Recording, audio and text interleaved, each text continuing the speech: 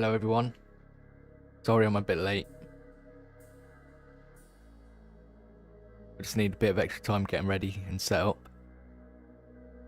Wait. See who we've got. Can you all hear me? I'm not muted. Thunderous Thrasher. Hey, happy big Saturday. Delta Charlie. Hell yeah. I love your content. Thank you. Ryan, welcome. We've got AI Jennings. Hello boys. What a proper good hobby this is. Couldn't have said it better myself. Deadbeat Audio, lurking while painting my Death Guard. Taco Joe, doing the same with my sisters.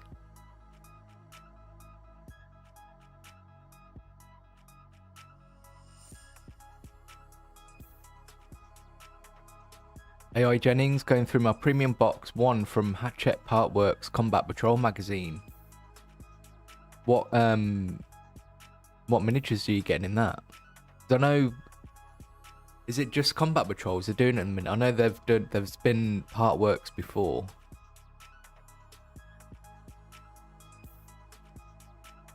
Thunderous Thrasher, but I absolutely love to paint them. I'm having a hard time because I've got cataracts in both my eyes. They get so dry I have a hard time focusing on tiny details, but I'd rather suffer through. That's awful. I wouldn't know what having cataracts is like. Hopefully it's not too bad for you. Let's see what George Wright, hello. One of Gamers, great time to pick my boys. I've been working on for months now. Got Deadbeat Audio. Anyone know a good sub for Death Guard Green? I use it so much for Orc Skin Mix and my Death Guard. So trying to find a cheap, almost same colour for an easy mix. Whenever you're looking for like alternatives to say like a brand that you're already using, you could just Google like conversion chart for paints. So if you go like Death Guard conversion chart, and it'll give you like a list of different brands like Vallejo or Army Painter or different alternatives. MI Push, hi all. Sindri Tepek, afternoon from the States. Andre, hello. Horace Chow, hello, very first time to watch you live. I'm glad, welcome to the stream. Glad you could catch one. Andrew, hello. Mark, hello. Sindri, Ballistic, Felix, hello everyone. Thank you for joining me. So I've just been rushing around trying to get ready for the stream because I was meant to start at 5 o'clock, but I wasn't quite ready, and I had to pop out and get some super glue as well. So I've literally just like sat down 5 minutes ago. I hope you're all okay. It's nice that hopefully you're all hobbying, having a good chill Saturday night. What we're going to do today, I finally managed to get hold of my Tor Garadon. He is in pieces at the minute because I've cleaned up all the pieces, but I thought we'd build him and talk about sub-assemblies on the stream today. Because last week, obviously, we built the chaplain and cleaned that up.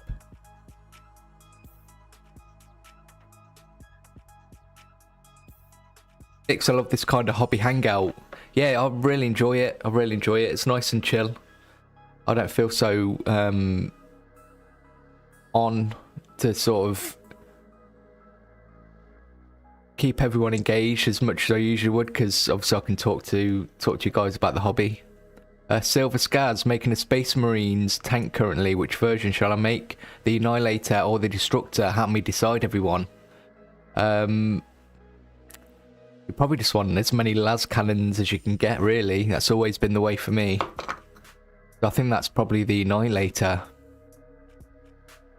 Mark Slays, in sub-assembling, good choice in the future because built my Dark Angels. Oh, it is sub-assembly good, is a good choice in the future. Yeah, well, we'll talk about that today. We'll talk about like the benefits of it and when you might want to do it, when you might not want to do it. I'm just going to move this out of the way, so hopefully you can still hear me. Getting on my nerves. Georgie boy, evening. Andre, your yellow is nice. Thank you very much. I've literally spent most of my hobby career trying to figure out how to paint yellow nicely. I think I've kind of cracked it now. Ballistic, what lamp do I use? Okay, you can probably see this. So this is from the Daylight Company. And this cost about just under £100. But it was a really worthwhile investment. I've had it a good 5 years now. And it's obviously like got paint on it and dirty, but it still functions as good as the day I've had it. I've linked it I link it in the description of all my videos, including this live stream. You can get it. I got it from Amazon. I'll get something else as well.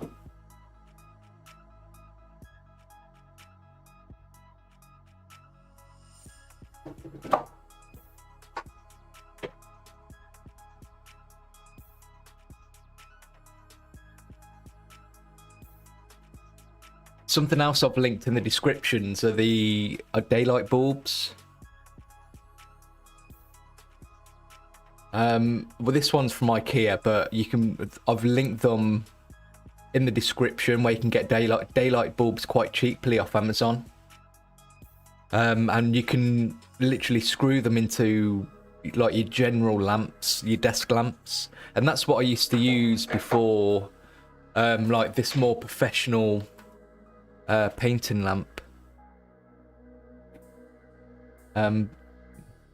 But I thought it was worth the investment, obviously, because of what I do. I do this full time, so it was worth investing that £100.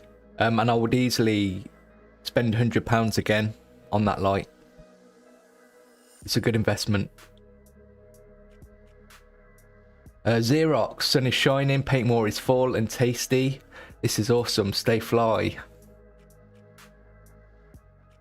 Andre, you have Velleman lamps, very good stuff.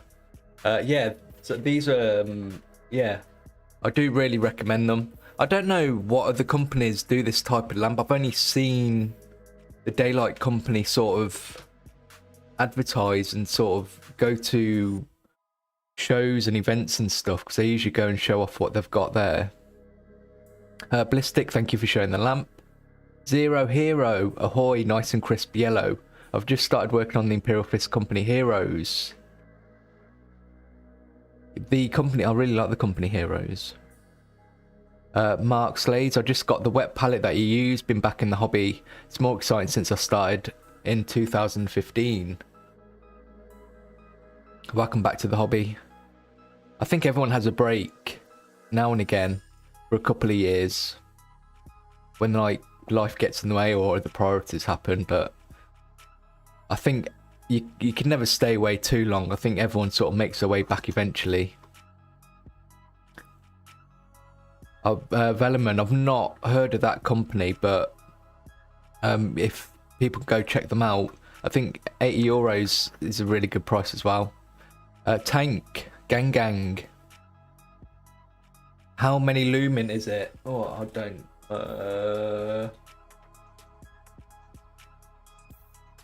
I couldn't tell you how many lumen it is.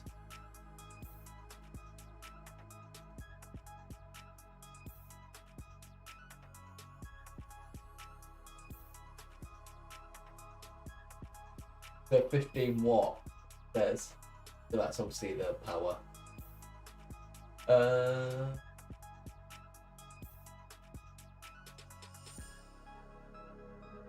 No, it doesn't say what lumen it is. It's not super, but you've got like two different modes on it, so you can get like really bright and then a bit of a dimmer sort of light up to it as well. Robert Henderson, my break has been 30 years. That is a long break, but you made your way back. Trevor, thank you very much. It's 1320 lumens. Tank, I just really love when creators work on their hobby using live streams, make it easy to work on mine. yeah, I found it's a really great way to share the hobby as well. Because obviously I do this all the time. I love talking about the hobby, and it's a great way for you guys to see my own hobby as well. Because I can't obviously do the channel content on stream, but I can show what I'm personally working on, which I'm really enjoying. Radio Spec, been loving your tutorials, mate. Really helped my confidence in the art form. About to finish my next on Combat Patrol. Why Necron's so much easier to paint than anything else? Because they're mainly just one colour. You can make... I usually say it, but you can make any army easy to paint. It's just that Necrons look easy to paint. But the same like basic principles, you can paint, say like a Space Marine one colour, like yellow, give it a wash and a dry brush, and then paint a few extra details. Ryan Scale Model World, hello, working on your Tyranid army? Okay, let's get started. Which I'll never say in a video, just saying. I don't know what it is. It annoys me when people say let's get started in a video. It's quite just an overused trope, I think. But that's just me. Tank after a couple of bad attempts at yellow. I'm interested to see how these get finished. I've got quite a few tutorials on the channel now. So these guys here, what my Imperial Fist army that I'm working on, I'm painting in a very similar way to my recent Kill Team video that I did for the Imperial Fists. There's not really much difference otherwise. If you wanted a more sort of detailed breakdown of how I do my yellow, but it's just Imperial Fist yellow with a wash that I made using Cassandora yellow. And then these will just get highlighted with Dawn yellow, and just keeping it simple. So let's do an Imperial Fist army update. So I've done some painting on Imperial Fists. Mark, my favourite chapter is Imperial Fists. Always has been, always will. So the stage I'm at with these guys, I've done the yellow Imperial Fist, and I've done the Cassandora yellow wash, and I've just started painting in some of the other basic colours.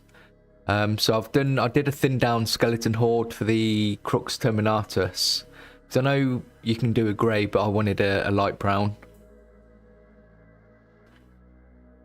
And then I've done the chest, and I've painted the silver. So what I've got left to do on these guys is the black of gold details, black weapon casings, the ribbed, like doing the ribbing in the armor, and then it's just highlights.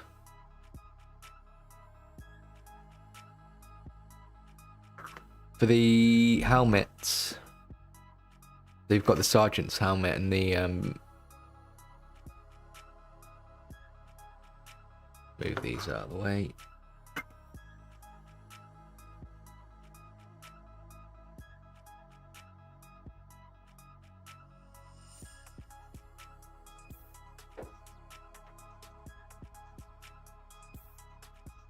There we go, should be alright. Hopefully you can see it.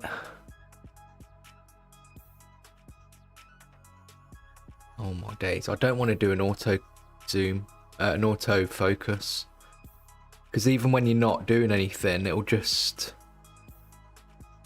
keep trying to focus. So this is the sergeant's helmet I've done. Again, these are just using contrasts. With the way I've done the white on these, I've mixed Korax white and white scar together, because I didn't want to go too dark on them, straight to Korax white. And that's the white stripe as well. The red is Bowl Red and Blood Angel mix, 50-50. For the shading on this here, that's a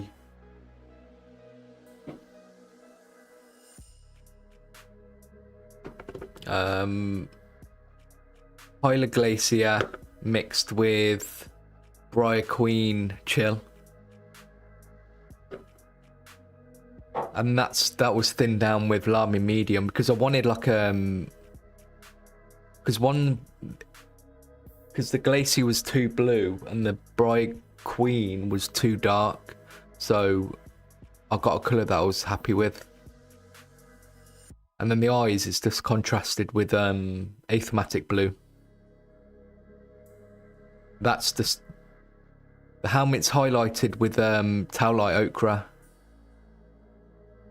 So if you have a highlight in red, if you didn't want to use an orange, a good colour to use is Towlight Ochre, which I use in a few of my tutorials. So they're the helmets. I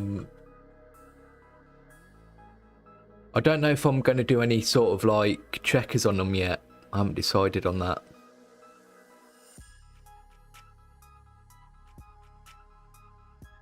I don't know if I'm going to get a chance to work on these before the next live stream. Maybe I will. But that's them.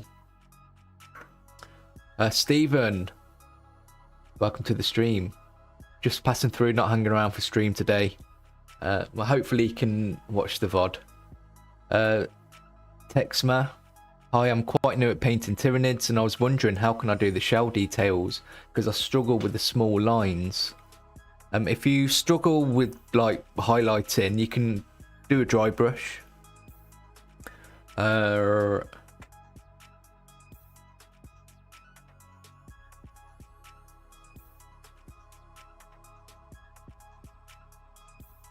What colour would I use?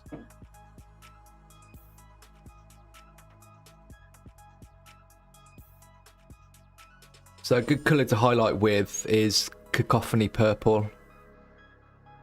And with the, if you do like gaunts, I tend to just do like use like a small dry brush, and you can just sort of, you don't want to go too heavy, but you can just sort of build it up on the carapace rather than doing the actual line highlights, because there's enough texture on the carapace itself to be able to work with the dry brush and have that bring the details out. I love the way Brits pronounce Norn Oil, Tabloid, etc. All Brits pronounce all the vowels with an O instead of an A-E-I, etc. Norn Oil. I haven't really thought about that. Felix, I need help please. I use Vallejo surface primer, no thinning, just shake in and apply it by brush, and the surface is very bubbly and glossy, and the paint absolutely not sticks at the model. Help. Okay, I think I've mentioned before, when using stuff like primers, especially ones like Vallejo and for scale modelling, they're more designed for airbrushing rather than brush painting, and they tend to be almost lacquer rather than acrylic, so you're going to get a very glossy, plasticky feel. The only thing I can suggest to you, if it's bubbled etc like that, you might have to look into stripping it. And if you want to try using it again, you'd have to get a thinner.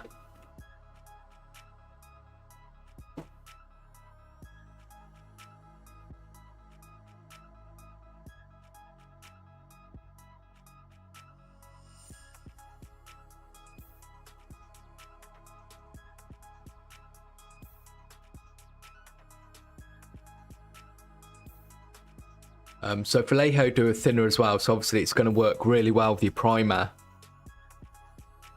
because you won't be able to thin that primer with water, just because of its like how it's made.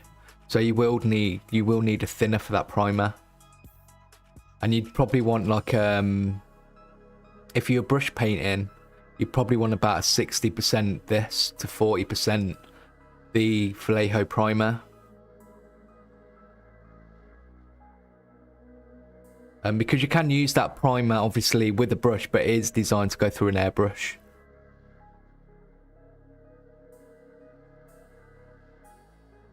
Mark, I can't even paint because no primer. It's delivery center with bad weather conditions being delayed. Yeah, the weather's quite bad here as well, and it's so cold. Hopefully you'll get your primer soon though.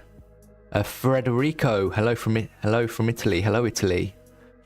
You're the best. Thank you. You're the best as well. Welcome to the stream. Alex M. The Imperial Fist recipe is fantastic. Thanks a lot, and hi from Italy. Do you guys know each other? Federico and Alex. Felix, thank you. It's absolutely almost like silicone or something. Yeah. If you can't spray, you really will need to find like an acrylic based primer or undercoat.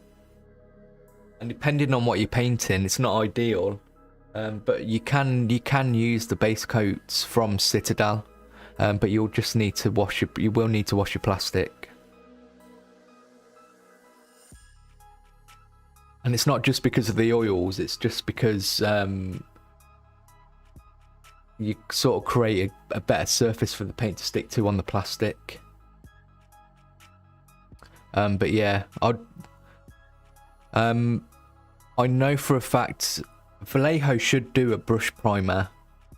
I know I use Humbrol as well. I know Humbrol's got a brush on primer. But just make sure it's like a water-based acrylic primer if you brush painting.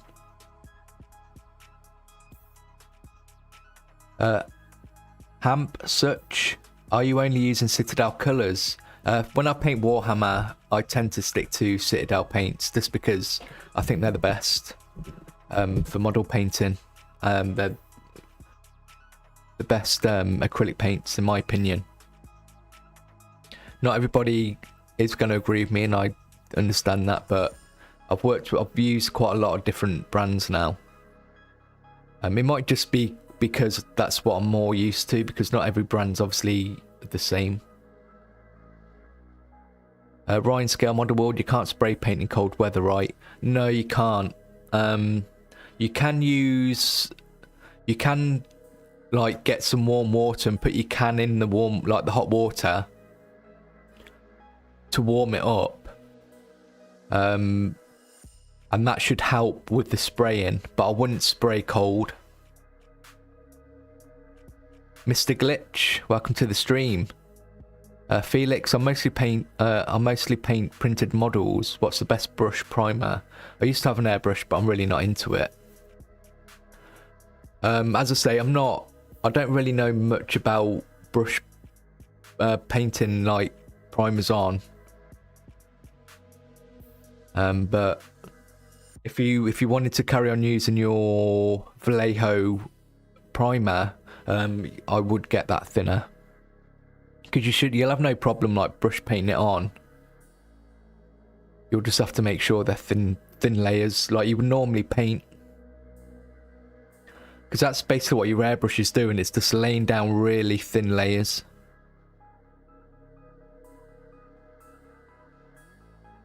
Ryan Scale Model says Army Painter have brush on primer. Yeah, check out Army Painter. Army Painter have recently brought out the Grim Dark range, which I was quite impressed with. That was quite a good idea. So I'll give kudos to them. I thought that was a really good idea. Yeah, so check out the brush primer that they've got there as well. George Wright, how easy is it to brush on prime? I can imagine it's quite easy to get unwanted texture. Yeah, I mean, brush painting in general, you're going to be treating it exactly the same as painting after an undercoat or primer anyway. You'd still want to make sure you're painting with thin layers. George Wright, I like Citadel Paints, but it's the pots, so annoying compared to a dropper bottle. For me, I actually don't like dropper bottles. I understand people's like frustration with these pots, but the biggest issue people have with these pots is they're using them and they're leaving them open when they're painting. So it all dries around here and you can't close them. But if you just take out your paint from the pot, put it on your palette or whatever, and just make sure you keep your lid closed, and they're absolutely fine. You can control how much you use from the pot as well, because I find that with dropper bottles, they're still going to get clogged up and dirty. Piotr, thank you for subscribing. They're still going to get dirty and clogged up, but you tend to use too much from the dropper bottle as well. Or like last week, someone had a dropper bottle explode on them. So it's just what you're used to, but inherently the pots are fine.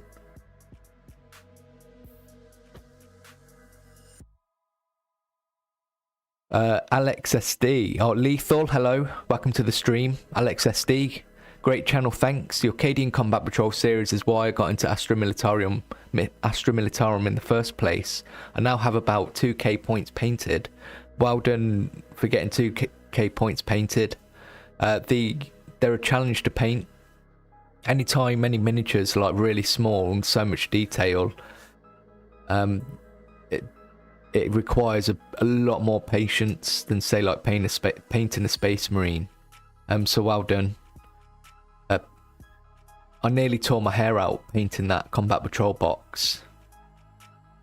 Like looking back, you really don't need to do that many highlights. Obviously, I probably did like 2 or 3 highlights for each detail. I wouldn't. It's crazy because they're so small, but they're really. Astra Militarum are great miniatures. Challenger, sorry, scale models. Have you thought about getting into 3D printing or painting 3D printed minis?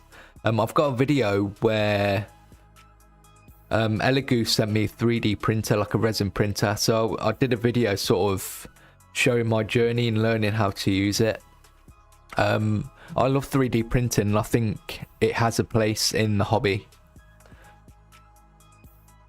And I think if you've got enough time and patience and the money, obviously, I think it's a fun thing to include in your hobby. Because obviously it opens up being able to customize miniatures, or maybe like doing custom bases. You don't necessarily just want to use it just to get free minis. I think there's more to it. Mr. Glitch, the John Blanche paint sets look beautiful. Yeah, I've got to admit, I'm quite interested in those.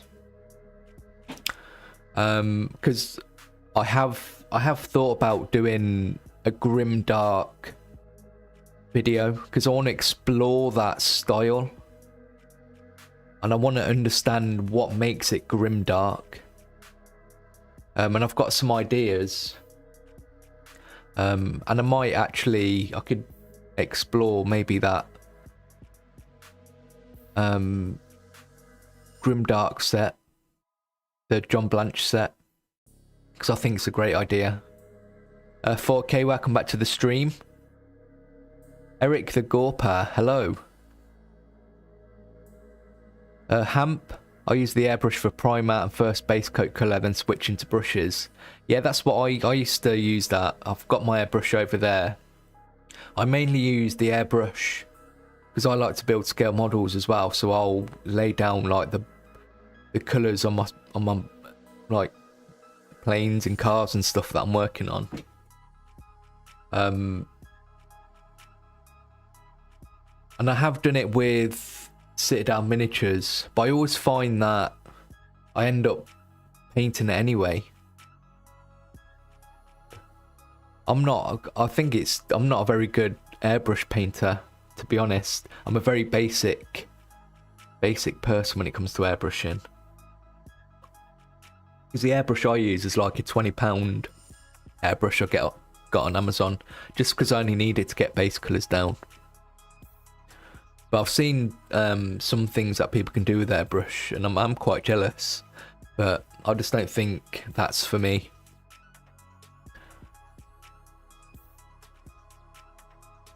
Carlos, hola, hello, welcome to the stream.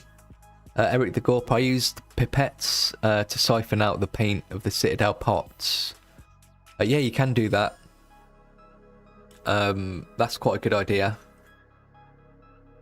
Because if you're using your brush to do it, obviously you can get a lot of paint on your brush, and it can shorten the life of a brush. George Wright, what do you use to get paint from the pot?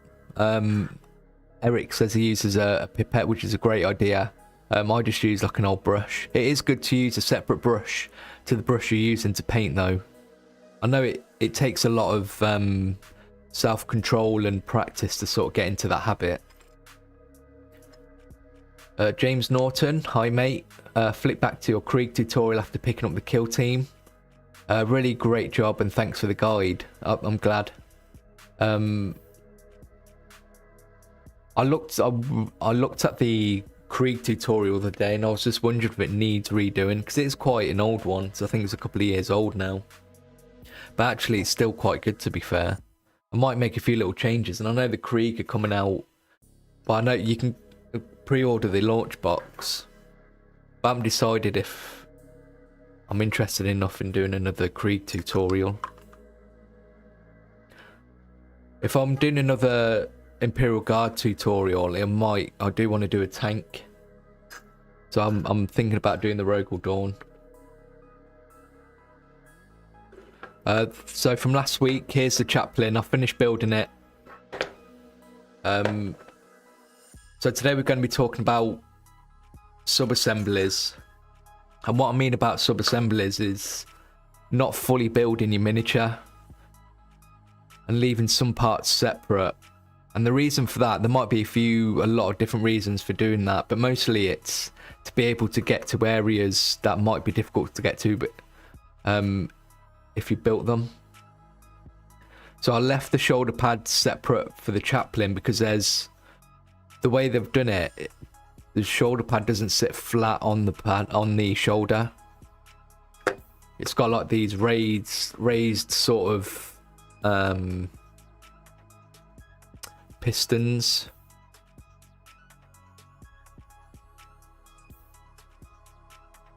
Oh my days.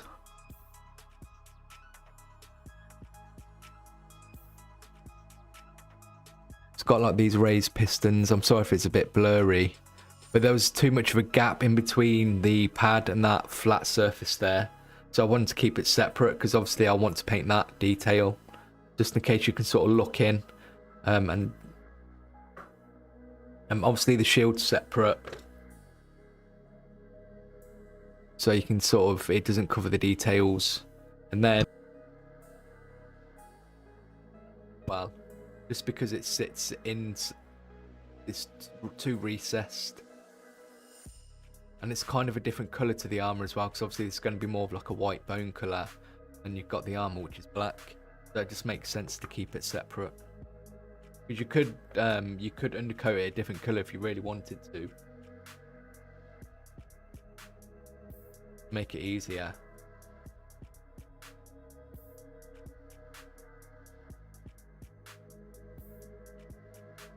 Eric the Gorp, I started using green stuff to sculpt flames and bones for my minis, and I'm having a blast with it. I'm making a Legion of the Damned out of the Terminator armour. I'm jealous. I'm not a very good sculptor. I have tried. I definitely need to put a lot more time into it if I wanted to be good at that, but I'd love to see what you're working on.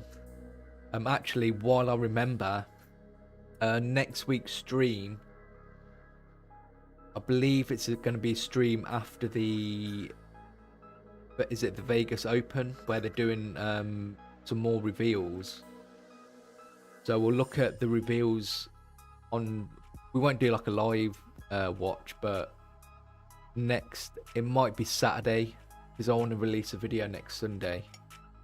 So Saturday will be live streaming, so I want to look at the reveals that they showed off, but I also want to do a subscriber showcase. So if anyone wants to show me what they're working on, they want me to show it live on stream, then email me at tabletop.ready. Contact us at tabletop.ready.co.uk. The link's in the description for the email, and you can send pictures of your miniatures and I'll show them on stream. I will put a community post out there just to remind everybody. But if you're watching this, I'll also remind people at the end of the stream as well. But if you want me to look at what you've been working on, or you want to show everybody in the community, email your pictures in and I'll show them next Saturday. So it won't be this format. I'll go back to how it'll be the format I started streaming with, where I'm just sort of chatting and doing like a screen share.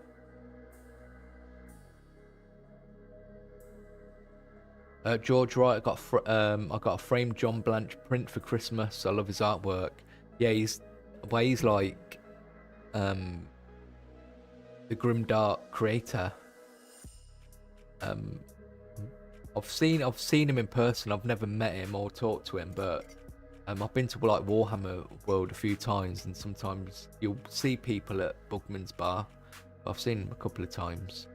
A long time ago, not any time recently, because obviously he's retired. Mr. Glitch, I'm working on some grimdark stuff for a vid, but that won't be ready for months. Just picked up the Villainy ink set, and I'm really impressed. I've not used inks. Challenger, I got a 3D printer just to print a Thunderhawk gunship. It worked out cheap to do it that way than buying it from Forge World. I'm currently painting a Warlord Titan. Yeah, I've seen some good prints of a Warhound Titan. I've showed on a live stream. Yeah, you can, if you would, like, you'll probably agree with me, but it is still time and effort to print that stuff off and to learn how to use it properly. It's not like, you still need to like learn how to do it and put that effort in. It's obviously just cheaper, but you put the time and energy into it rather than the money. Mr. Glitch, you could always do a Krieg comparison, old models versus new ones, new painted style for the new ones or something. Yeah, I could do like a different ways to paint it. It'd be quite interesting. Something to think about. I've probably got content planned for the next 3 months already though, so it'll probably be sort of middle of the year if I do something. Mr. Glitch, you could always, oh sorry, I've just read that.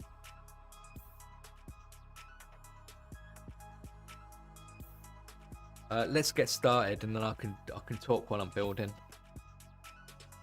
So I've cleaned up the pieces for Tor Garadon.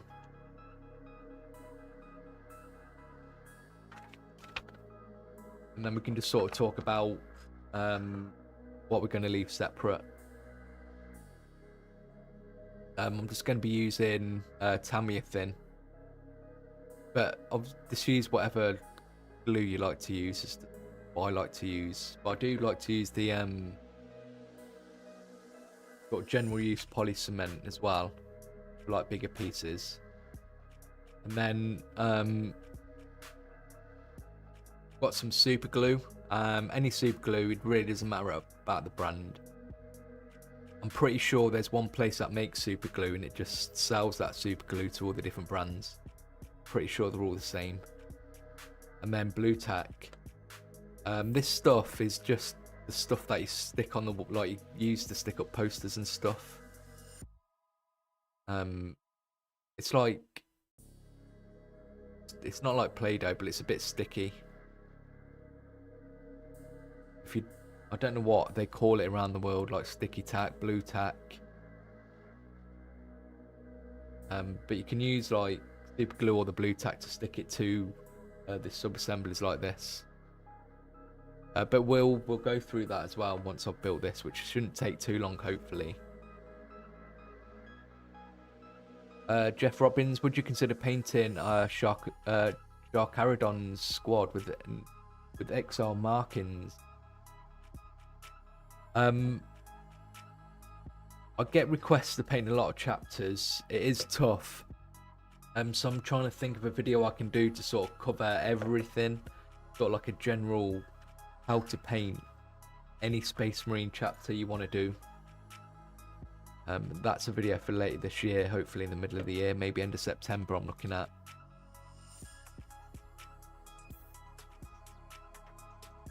But I would paint all the chapters, but I'll just have a channel full of, I know I've got a lot of Space Marine tutorials already, but they're different units. But I'd hope that a lot of the stuff I show in a lot of the Space Marine tutorials already, you can use the same steps and the techniques, just changing up the colours. And with the Tor Garadons, there isn't that many greys to work from.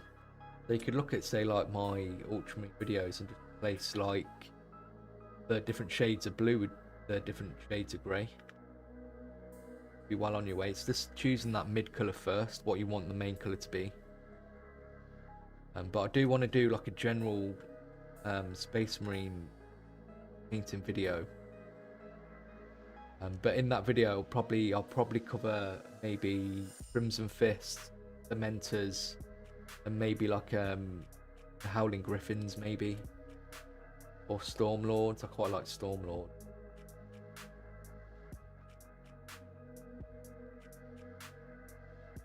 I could also do like a metallic. I don't think I've done a metallic, apart from the Ultra one, but like I haven't done like a Silver Skulls type chapter yet. I'm hoping to do a video that can cover a wide range.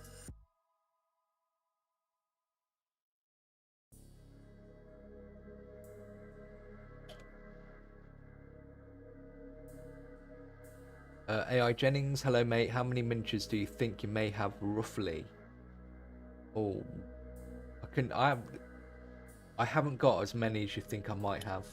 I've got a video a couple of months ago because I did a live stream last year where I showed all the miniatures that I've got and all my projects that I'm working on. And it hasn't really changed a lot since then, to be honest. The only thing extra I've got since then, the Imperial Fist that I'm working on now, and anything else I've painted on the channel recently. It goes through, made a video sort of going through all my miniatures. I've got like big Orc Army, that's probably the biggest one, but it's probably only about 3,000 points. 4K, just to clarify, I need an air compressor for an airbrush. You do, yes, but there's different. You can get a cheap.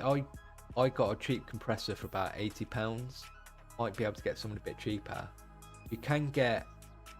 I know recently they've started doing like little handheld airbrushes. I'm not sure how good they are. Or you can get ones that use aerosol cans. But if you can afford it and you want to take airbrushing seriously, I'd just invest in an air compressor, because I've had my air compressor for about 5 years now, and I've used it. I'm quite rough and ready and stuff, and I'm not very careful, and it's absolutely fine. I can see it's still working for another 5 years. So you don't need a super expensive one. Always, like, when you want to buy a piece of new equipment, just go for what you can afford to start with.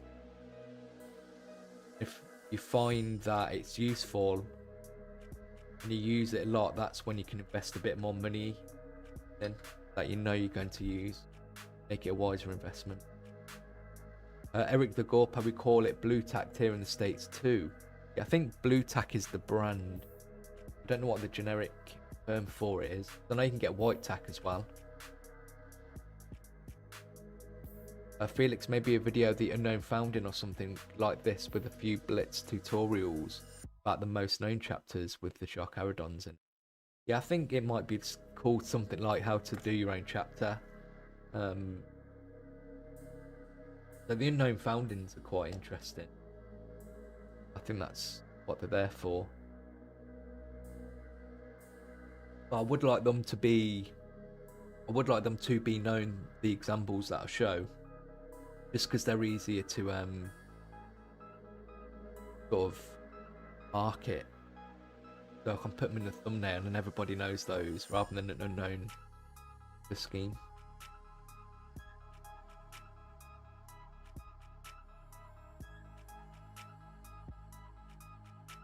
I usually wear magnifying glasses when I'm building.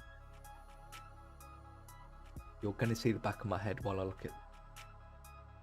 Don't need to.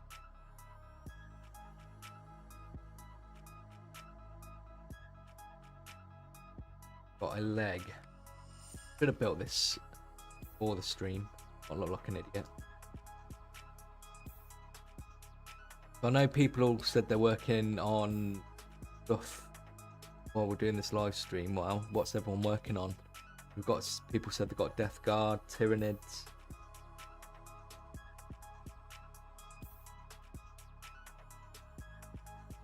We've got a lot of new people. The V-Dub Monkeys, hey man, can you recommend me some brushes? Pretty new to painting and bought some brushes from Amazon, but they will have a flick on the end of them in about 13 minutes. You'll find that brushes that tend to get flicks at the end, they tend to be synthetic brushes. So anything really like that's a sable hairbrush are usually quite good. The brand itself isn't really important. As I say, just get what you can afford. I know like Citadel brushes are okay, they're the ones I use. They may not be the best, but they're okay for how much you pay for them. It depends where you are in the world. You'll see a lot of recommendations. People were very passionate about brushes. So just have a look what people recommend. Maybe find ones that you like the look of. I know if you live in the UK, there's a company called Expo Tools. So all capital letters like EXPO space tools. They do some great cheap brushes. And they're actually better than the current Citadel ones and the brands. And they're quite well priced as well. LV Lynn. Hi Michael, not sure if you received my email following the last one asking you for suggestions on painting. I'm proud to finish Lion and Gulliman and really take my time with it. I have got your email. I've looked at emails. I don't know if you were here a little while ago, but next week I'm doing a showcase on the live stream. So I'll be, hopefully if you're okay, I'll be showing it to everyone next week on the stream. But any images that I'll show, I'll be emailing just to let you know that I'll be showing. I didn't want to give any feedback because I'll leave it for the live stream. I think it's more fun that way. But I have seen it. It looks fantastic. Ballistic. I'm working on Chaos Space Marine Chosen. It's driving me mad as I've no experience with painting flesh. I'm assuming you've probably watched my Chaos Legions tutorial. I can't remember if I paint flesh in that or not. But you can, if you're doing like Chaos Flesh, you could do Rakar Flesh to start with, or you could do Kislev Flesh, highlight, like paint the raised areas of Rakar Flesh, use Reikland Flesh Shade, and then highlight that with Pallid Witch Flesh, and that's kind of usually what I do. And you can even do, and if you want like a purple tint to it, you can mix in a bit of Druiky Violet with the Reikland Flesh Shade. Don't know what piece it's like Lego. Is that the piece I'm looking for?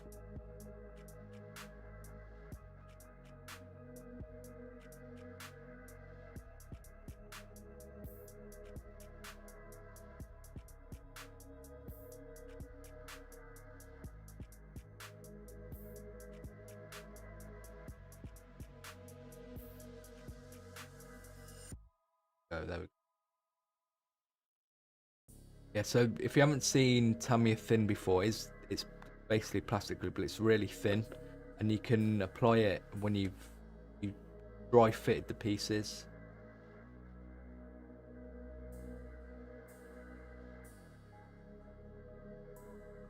it's less messy than if you've got like the needle applicator type glues, like from Raval, or obviously the Citadel one comes with the needle app.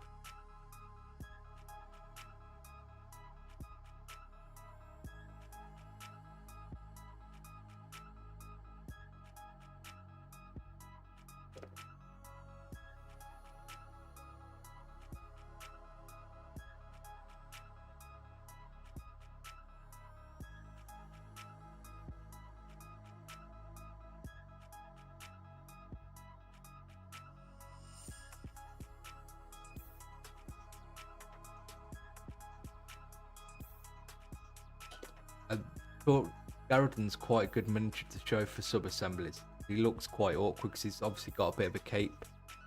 So we'll have a look in a minute when I start feeling these pieces are getting in the way. But at the minute, it seems like it's going to be okay.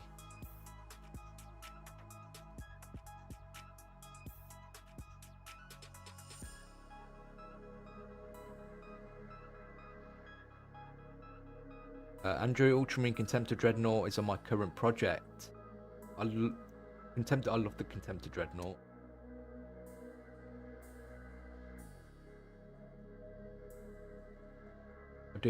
I'd like to get one for the Imperial Fist, but I'm not sure you can use them in 40k anymore. I know you can't use the the big one that everyone used to use from Horus Heresy. V-Dub Monkeys, thank you. You're from the UK. Yeah, so you're from the UK, so try Expo Tools, EXPO Tools. And they're kind of like one of those companies where you can get like, it's not just brushes, but that they're very much a I can't remember the name of like the company that sells a lot of random stuff, but you can get a lot of different tools there as well. Mr. Glitch working on painting some Emperor's Children Chaos Possessed, while finishing off a Nurgle inspired Ringmaster and building a Chaplain in Terminator. It's quite a lot of projects all at once.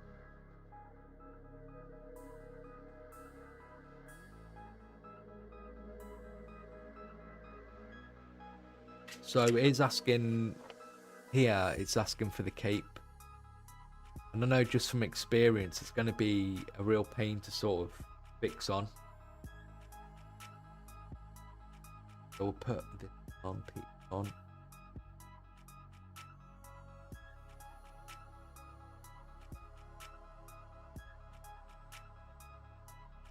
So it's asking us, so before you put the cape on, it's asking us to put like the shoulder pad on.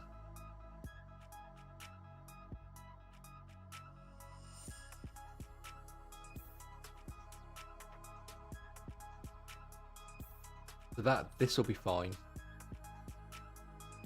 Doesn't get in the way.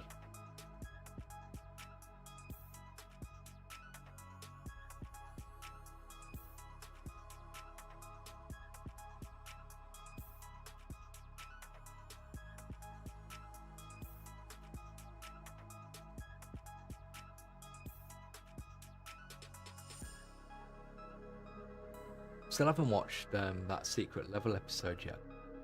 Might do. Lord Juice, kind of wish I had something to work on. Just finished building everything. It's not the right weather to prime. But my birthday's coming up, so I hope I can get some new projects underway. I hope so too. I hope you get everything you want. What projects are you working on? What would you like? 4K, I'm working on some Blood Angels, but I kit bash with the Black Templar as a base model. It's fun converting, but holy, it's a lot of work to remove all the Black Templar iconography. Black Templars would actually make that's quite a good idea actually for a kit bash, using the Black Templar piece.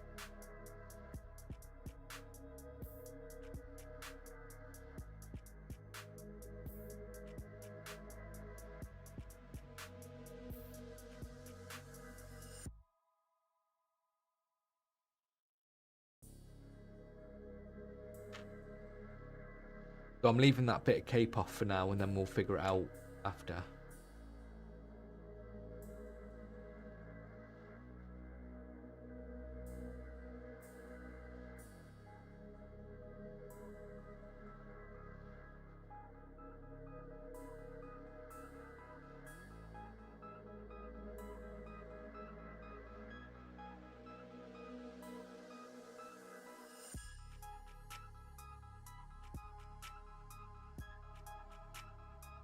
Trying to figure out.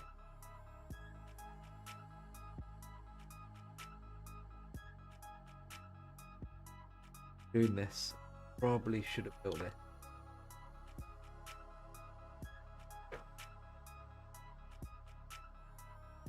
Live and learn.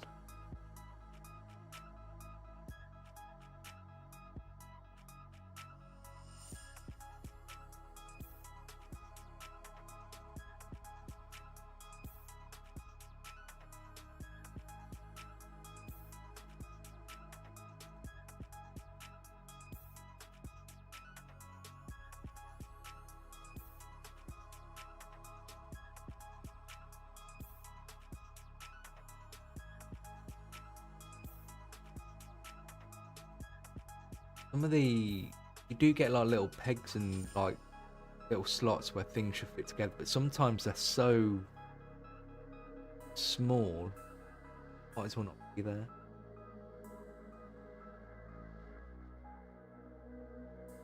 Give me 1 sec.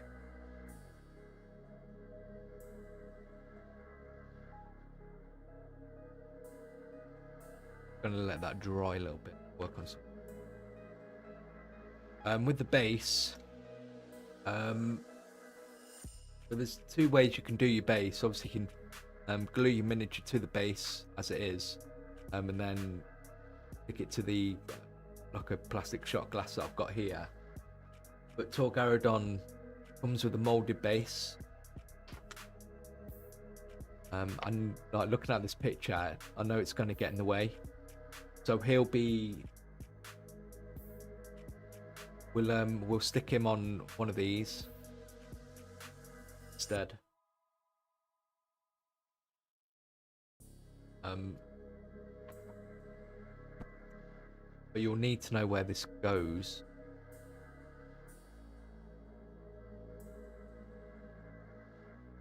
But there is a little peg. See that little hole there?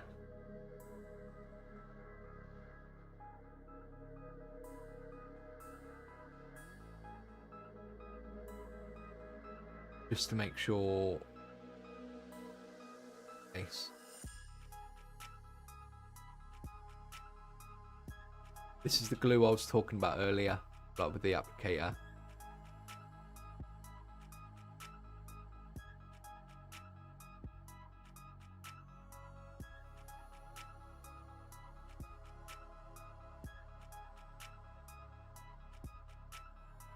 Just so we know it isn't going to like move once it's glued.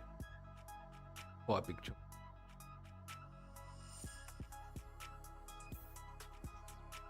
I'll have some time to work with the glue. Quickly bases them.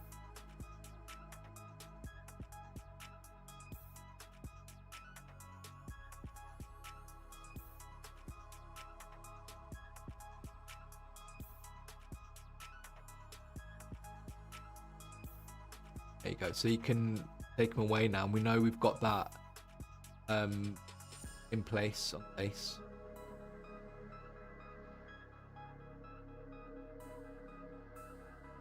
Glue just to make sure.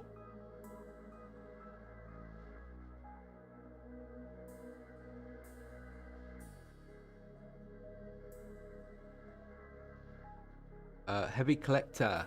If my paint's not flowing from the brush, do I need to thin the paint more? Also, do you use a wet palette?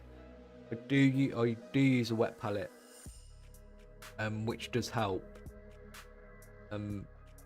Yeah, if finding the paint isn't coming off the brush very smoothly or how you think it should, it is worth thinning it a little bit, but your wet palette should help, because a lot of the time, even if you're using a dry palette,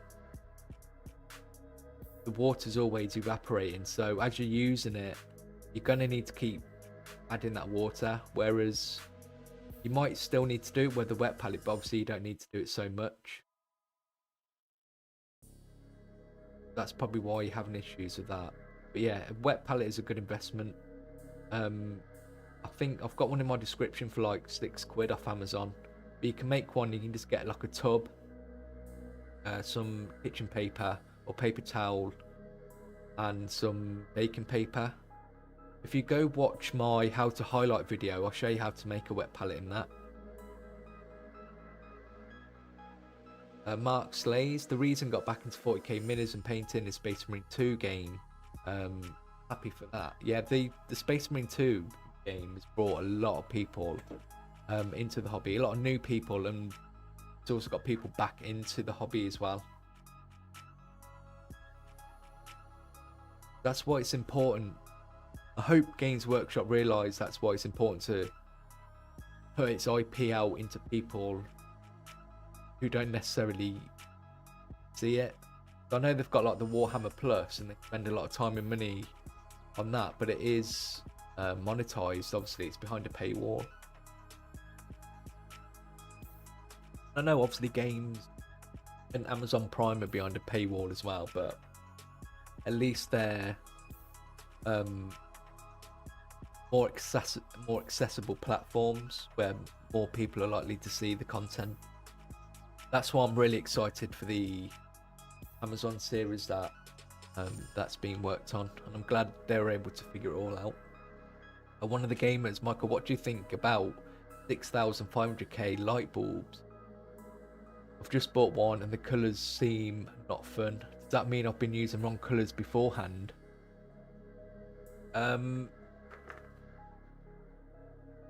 It's kind of, it depends if you're working to an already existing recipe, or if you're just going off whether you like the colours or not. Obviously different lights are going to give you different tones, because even with the daylight bulb you're going to get different lighting if they're out in the actual daylight or really well lit room rather to under a lamp, or if you've got like a warm lamp. But I wouldn't worry too much. I wouldn't put too much emphasis on how things look under the light. Generally what you want is to be close to a window with natural light coming in, so you can just sort of get best of both worlds. But it's really like up to you how you feel about what the paint looks like if it's different in that light. Obviously you want to be consistent with the light you're working under. Andrew, besides the Contemptor Dreadnought, I'm also working on expanding my Horus Heresy Ultramarine army. I enjoy painting the Horus Heresy miniatures more than the 40k miniatures. Yeah, I'd like to do some Horus Heresy miniatures. I like the new all the new Mechanicus stuff they've got coming out. So if I was going to do Horus Heresy, those would be the miniatures that I do. And it might be that I do painting tutorials for those rather than the Mechanicus for 40k. I haven't decided on that yet.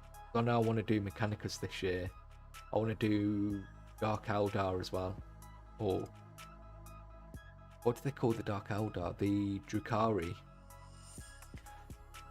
I just had to let this dry, but that's why I've not picked it up, but it's a bit dry now. So you can see the cape's meant to go here. Obviously it's going to get in the way.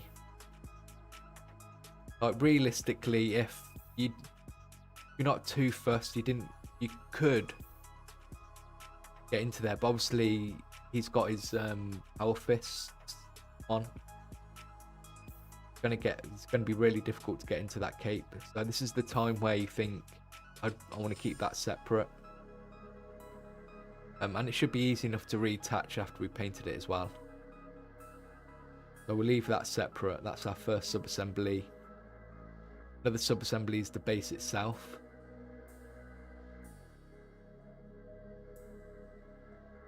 Eric the Gorpa, I make my own wet palettes with parchment paper, a plastic Tupperware top and paper towels. Do you think an actual wet palette is worth the investment? I've been flirting with the idea of buying one. I used to make my own wet palette for about 2 or 3 years, and it's only about a year ago that I finally decided that I use a wet palette enough, literally every day, to warrant buying one. The reason I bought one is this just a bit more consistent, and it's a bit bigger. The sponge you get with them is it holds water better than the paper towel, and you get loads of the parchment sheets with the actual wet palette, so you're not having to cut up the parchment paper all the time. But that's the only. It's more of a quality of life, easy life trade. But I wouldn't have a problem if I still had to make my own. So it's really just down to preference. Whether you're okay spending all that time making your wet palette all the time.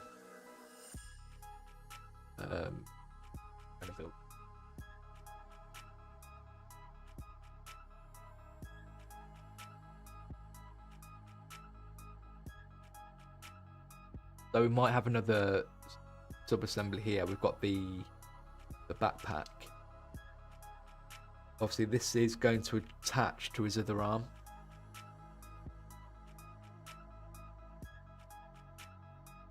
Round. So I would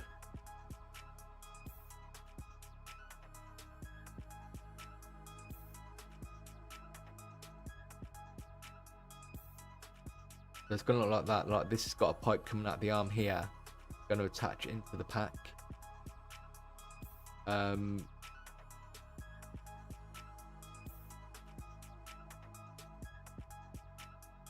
It's just having to think about it. Like for me personally,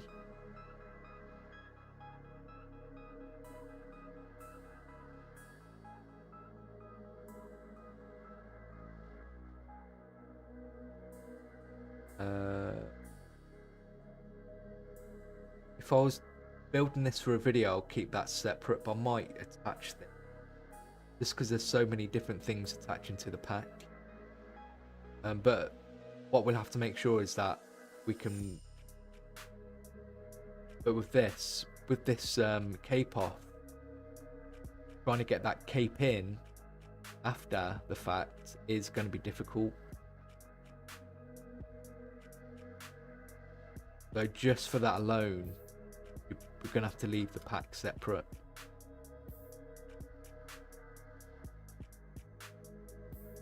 Because the cape goes on and the pack goes on. See sort of where they sort of meet, you're not going to be able to like get that out easily or put it together. So the pack's going to have to be another sub-assembly. 4K, I took the Judicar Emperor's Champion conversion. Pete the Wargamer did. And I did some pauldrons and wings. Also got a custom resin print of a hand holding a severed Great Demon head. Looks sick. Again, next week I'm doing a showcase. I'd love to see some of these kit bashes and conversions you're doing. To send it to my email. That sounds really great. I do like Pete the Wargamer's. Some of his conversions are really good. Andrew. But I did convince myself to pick up some junk pack intercessors. Are you saying you were working on the Horus Heresy stuff? Yeah, the new jump pack intercessors are really nice. I like the captain as well. Delta Charlie, apologies for off the topic. Do I have any plans for in detail skin tutorials? I've been struggling with painting a marine's head. I'd love to see your take on different skin tones and eye paint.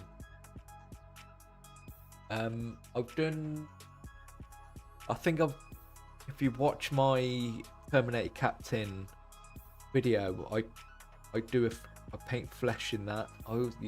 This is a battle tutorial. You see me painting flesh in that as well.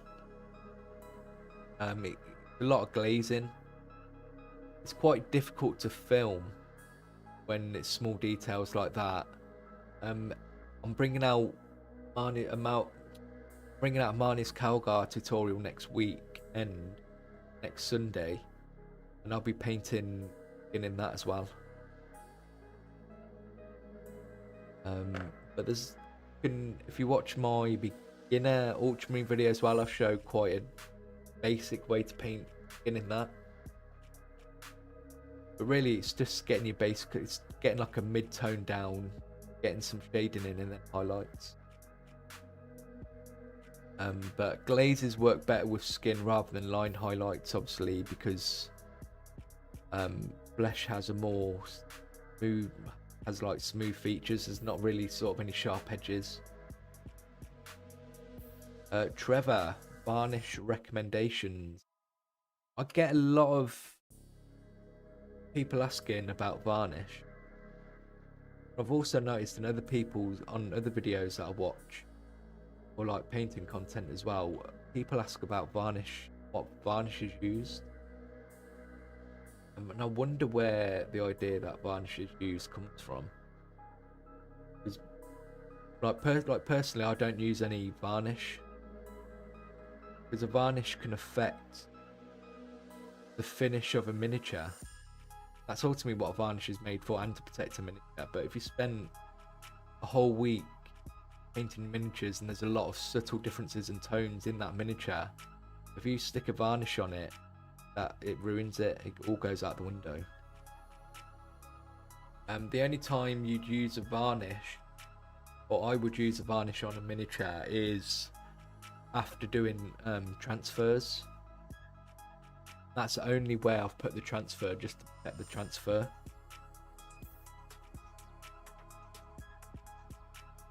Because I know you use varnish in like scale models, like before you put transfers on, or if you're about to do some weathering using enamels and something like that to paint, to protect the paint. But it's not generally needed on miniatures. If you're using water-based acrylics at least.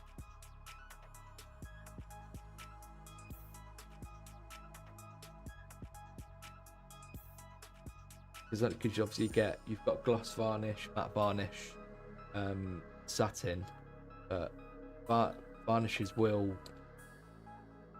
just absolutely destroy any sort of subtle work you've done.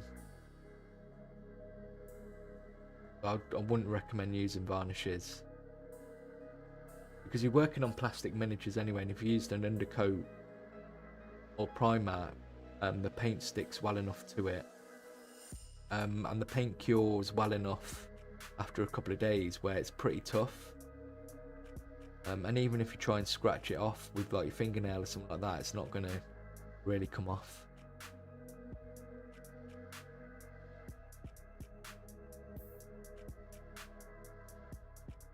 Delta Charlie, otherwise I'm a big fan of your tutorials. Yeah, so you just asked about the painting skin tutorials, or general. I've noticed you take the heavy metal style and tweak it to make it both more accessible and it's iterable. Kudos for that. I think I'm not very good at it. Yeah, so that that was my goal. I love the heavy metal, like box art stuff. That was it's always my goal to sort of want to paint like heavy metal ever since I started the hobby. That's kind of what I've spent my time doing, but I've never wanted to spend as much time trying to achieve that, and I kind of came to terms with that. I'm never going to be as good as the heavy metal painters. Because I've seen those miniatures in person. Because if you go to Warhammer World, you can go around the miniatures hall, and miniatures are stunning. And especially these days, they're incredible. So I've just kind of tried to work out a way to make it achievable for anybody. And I'm still on that journey. And as you say, I need to be able to teach other people how to do it as well. So I've kind of come up with my own language on the channel, and sort of ways. So you could, if you've seen one of my tutorials, you can watch another tutorial, be very familiar. Like, I don't trick people and suddenly changing up how something's doing. So for me, like a glaze is always, you thin your paint with twice the amount of water, for example. Or I always explain things exactly the same way every time. It all just comes down to knowledge. Like when someone taught me about recess shading, it blew my mind, and I finally understood how the Space Marines were shaded, because obviously before that you'd just be using washes, and I was like, why doesn't this look like the box? And then someone taught me about recess shading. So I've just been on a long journey in teaching myself how to achieve as close to the results as you see on the box as I can, but with not so much work, I guess.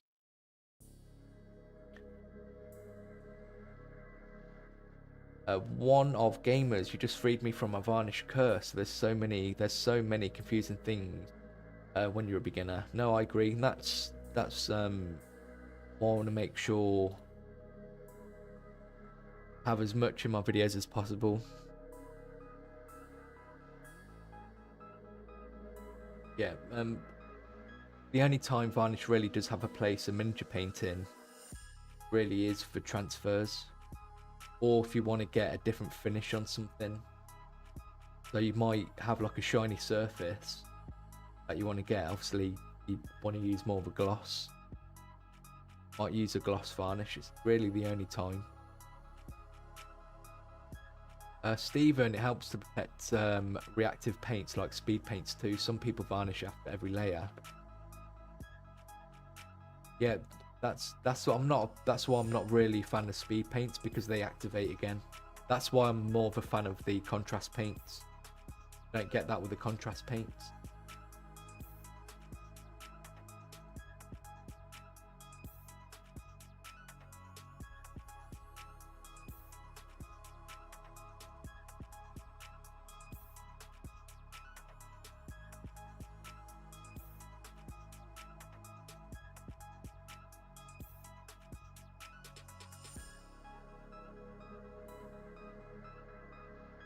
Right, I'm gonna go silent for about 5 minutes just to get this guy built, because I do want to talk about sub-assemblies. Back to my mind. Just give me a couple of minutes. I'll build this guy. Talk about stuff.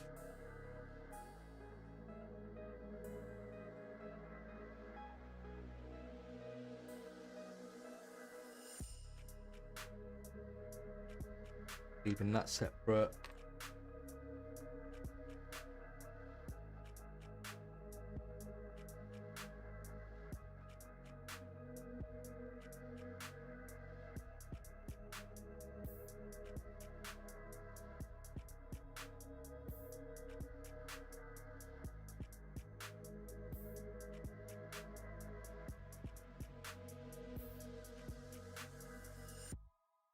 Once you've got this guy built, it shouldn't take that long to set him up on some blocks. But I just want to be able to show you how to look at a sprue.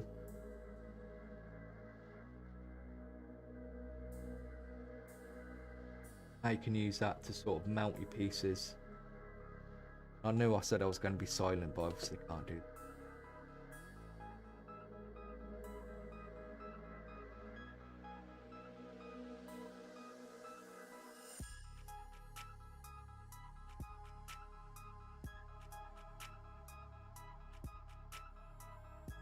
Always dry fit.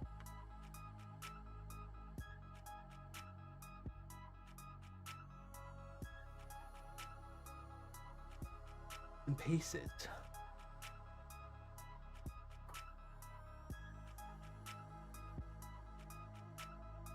Oh, he's only got one. Thought Tor Garadon had like 2 fists like Gulliman then. Not Gulliman, Algar. So yeah, we're going to leave the cape separate. We'll leave the head separate, just because it's easier to sort of handle whilst painting the head. And again, it's not super important to have sub-assemblies, but it can get really frustrating. Can't get to areas to paint. Obvious.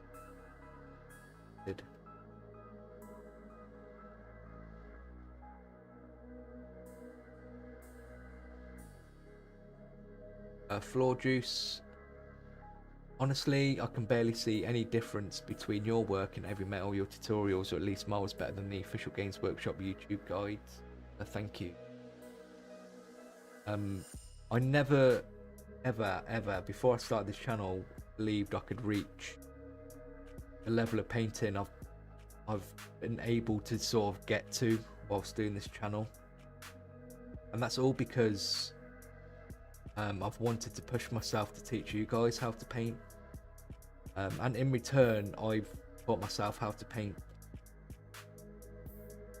And you can definitely see from the beginning of the channel how much I've personally improved painting miniatures. So if I can do it, you guys can do it as well. That's why it upsets me when people say I don't. That anyone can paint. It's just the learning curve. It does get to a point where you have to start mastering it, but to at least the level I'm painting at the moment, anyone's capable of doing it with practice.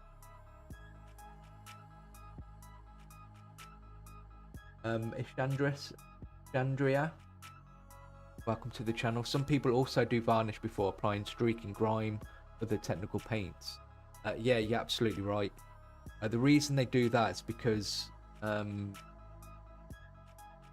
sometimes the products that they're using are enamel based, and when you put enamel over at least water based acrylics, it can ruin the paint. That's why varnish is used for that as well, because I know that's how they do it in like with the scale models. Like if you're doing like even like a Gundam or something like that, they'll use layers of varnish before they do weathering, just to protect the paint. Ballistic, you can also unmelt if you're using the same glue.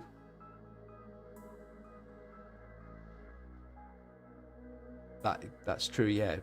Poly cement, you can dissolve the glue that's already there.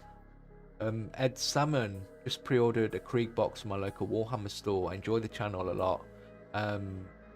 We're watching some of the videos while we'll be watching some videos while I assemble the box. I'm excited for you. I hope you enjoy building it. It's a really good box. I think it lacks some troops, but I understand what they were going for, because obviously the commander's on a horse, you've got the cavalry as well, but it's a great box.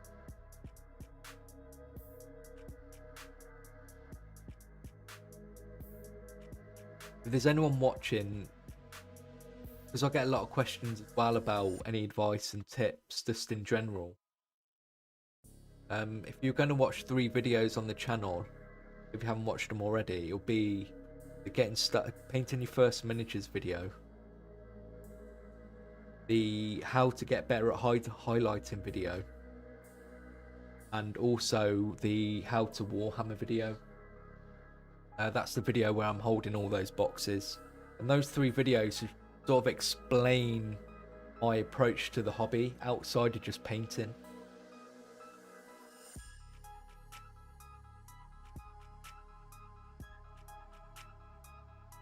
So on the pack, he's got like a little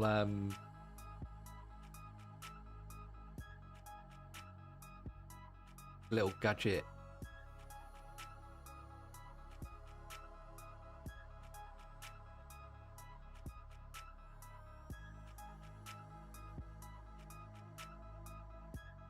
So this here, you might be tempted to leave it separate,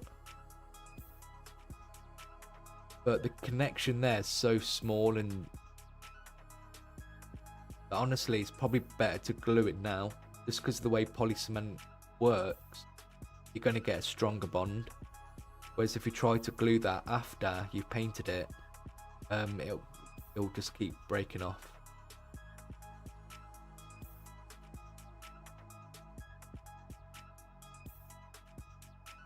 Ishandria, not a huge fan of the Krieg box myself. Too much too much cavalry. Would have preferred a second siege weapon and 10-man infantry squad instead of half the riders. And yeah, I kind of agree. I think a lot of people think that as well. But it's just kind of launching all the. I wouldn't, because they're definitely going to be bringing out. Robin, thank you for subscribing. Welcome to the channel and the stream if you're watching. I'd be interested to see if they do a combat patrol box for Krieg. I think that they should.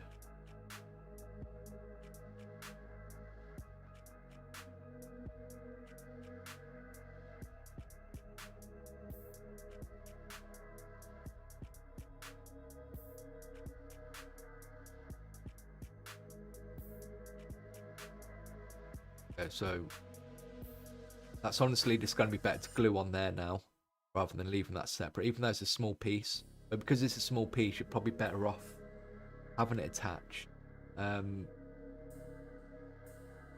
Probably same with this gun.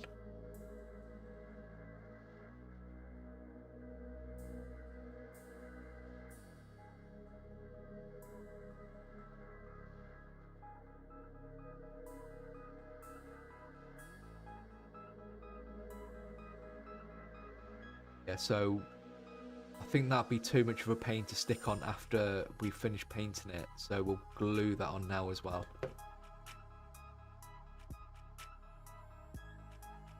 This is not in the way of anything. Get around to it pretty quickly. Or easily, sorry.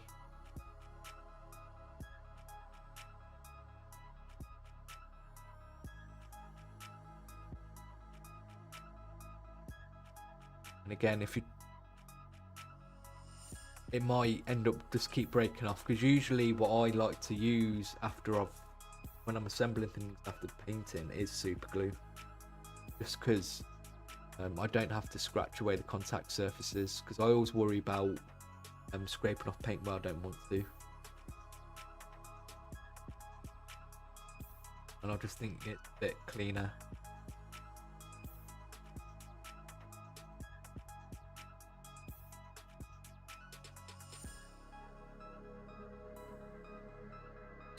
Headset pro. Is this got a little gadget here?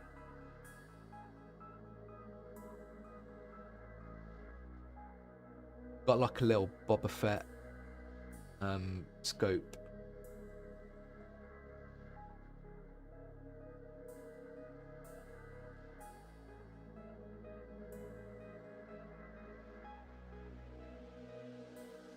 But I think we can glue that. If you have trouble with small pieces, obviously feel free to use like tweezers. I just don't, for some reason I don't have tweezers at the moment. I think I've ruined all of them. Matt Scoggins, nice. I'm working on assembling the Space Wolves combat patrol box.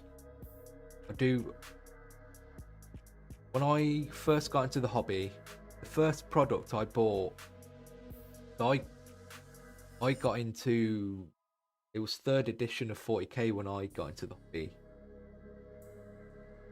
It was an old paint set, and not the Space Marine paint set.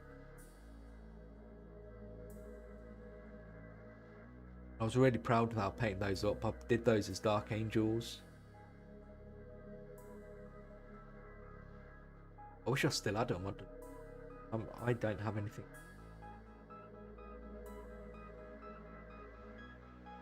But after those Dark Angels, I then bought a box of Space Wolves. I think I got the Blood Claws, the close combat one.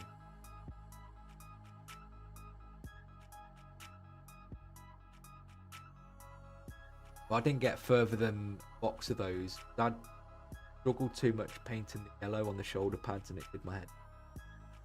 I think that started my journey in paint yellow. But that's after that, my army became chaos. So I did Black Legion, Chaos Mode. I did like a mixture, so I did like Thousand Suns for them and all the demons. That's what I liked about the Chaos back in the old editions. You can mix and match demons as well. So I've glued again. It's a small piece.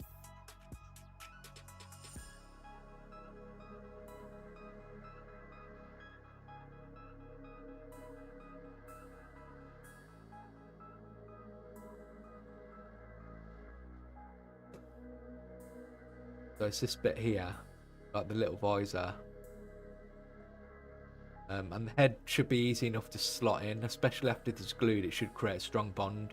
And I just know that just trying to glue that in place after it's been painted is going to be more difficult than trying to work around it. I'm going to make sure that's in place.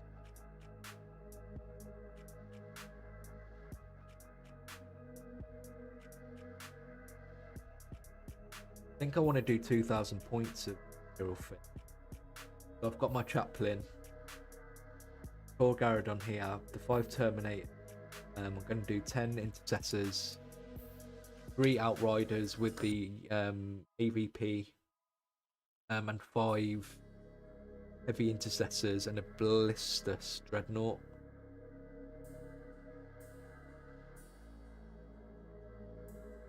Bonnie.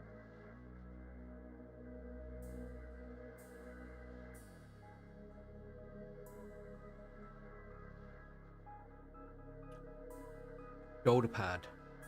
Again, like the shoulder pad's going to be no problem. Glue that on. But again, if you want to, just like the chaplain, you can leave the shoulder pad separate. Just if you leave it separate, it just means you can handle it a bit better and you can have a bit more care when trying to paint. Obviously, that's raised detail,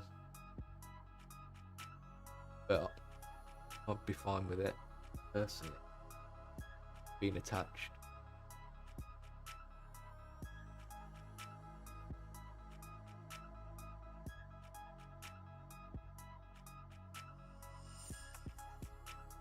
There we go, we finally managed to build Tor Garadon. And as I say, we spent time to sort of look in at the sub-assemblies.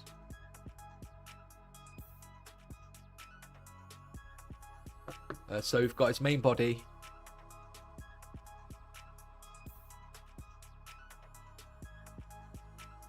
We've got his pack. His head. His base and the cape. There's a little bit of cape attached at the base there, so you just need to make sure it's painted the same as the cape when you get around to it. And it's always just worth checking that you can assemble stuff quite easily. The cape, obviously the cape's there, but I didn't want to leave that separate. But that should be easy enough to slot in after it's painted.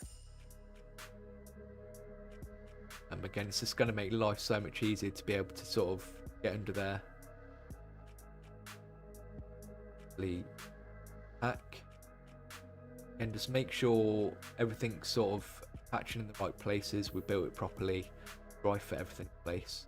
So that's fine there. That connects up fine. And the head. What we're going to do with this head, it comes with a little peg, but we'll cut that off. Or do we want to cut that off? Obviously you've got the little hole in the bottom there.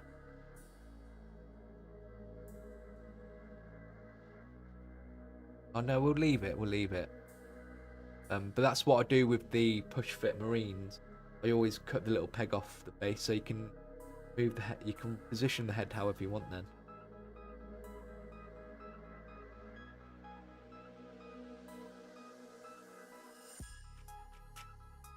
Nathan, what size of brush do you use for your recessed highlighting? So generally I just use a small layer brush. That's not the smallest brush you can get like a smaller detail brush, but it just depends on what's you like personally. I know a lot of people actually like to use, say, like a medium-sized brush rather than a small brush as preference. It holds more paint, and you actually get a better tip with the larger brush, because the bristles are longer. I just like to use brush because that's how I've learned. But fine, just see what size you feel more comfortable with. I personally like to use a small brush, so like a small brush would be like a 0, a medium brush would be a 1, and obviously anything smaller than a small brush would be like a 0 brush. Chandria, but at least makes sense for match play outside of Combat Patrol, and like the Space Marine Combat Patrol that has 2 Terminator characters but only 1 Terminator unit for one of them to attach to. Yeah, I think the Space Marine Combat Patrol box was sort of created from the starter box.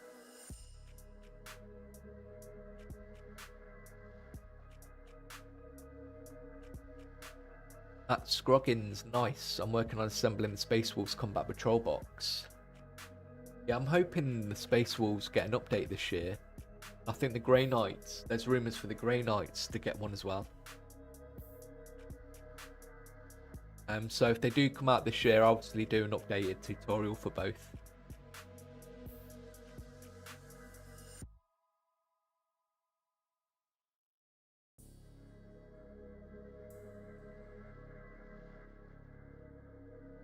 Sandria, and the new Imperial Guard Combat Patrol box is already official. It has Rough Riders, Karzakin, and Acadian Command Squad. I don't think we'll get a Kree Combat Patrol anytime soon. Maybe not. It'd be nice though. They are. I don't know. It would be nice. You're probably right though. We probably won't see one. So let's work on doing some sub-assemblies. So I've got just a box of all my blocks that I use.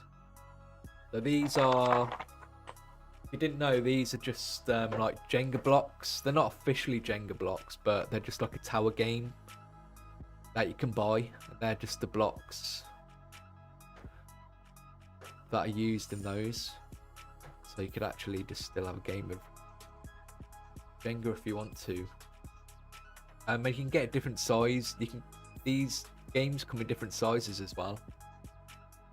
So if you want like small blocks, bigger blocks, it's up to you. And I just get these off Amazon. Again, I've linked in the description the tower game that I buy. I think you get,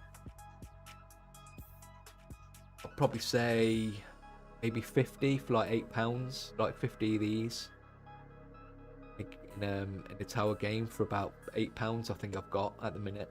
But even Jenga itself is quite a cheap game, like £11. You get quite a lot. You know what game I'm talking about. But obviously a lot of people use different things. That's just what I use. Like a lot of people used to use champagne corks, or you can probably get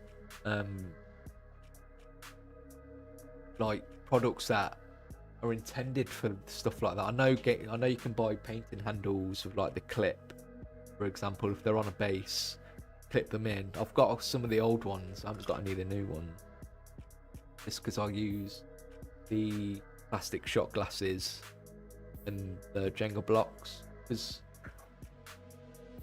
I'll tend to do batch painting, so I'll tend to paint like 5 or 10 images at the same time, so I don't really want to spend close to like £50 on painting handle.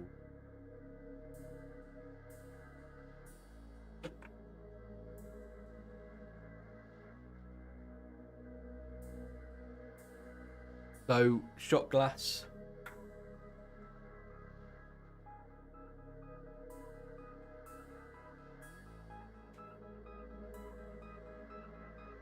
Blue tack. That's your base sorted. That's quite tough. Move around a lot.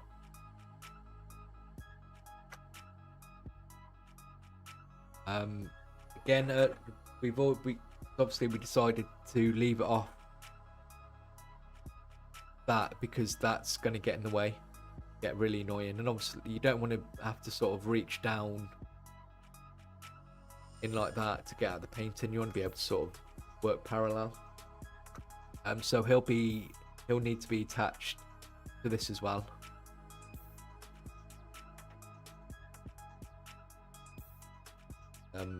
Obviously his feet aren't flat, like they're not. One foot sort of raised up in the air to stand on that piece of terrain. You just kind of have to work around it. So I'm gonna have this foot flat on the top of the block, because if we did it with that, there's no sort of, that's not on anything. Whereas if we did have that foot on the block, that's at least sort of touching as well. So you want to just try and make it as stable as possible.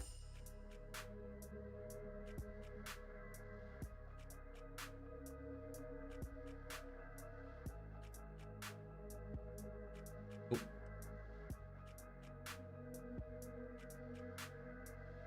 Right, if that happened.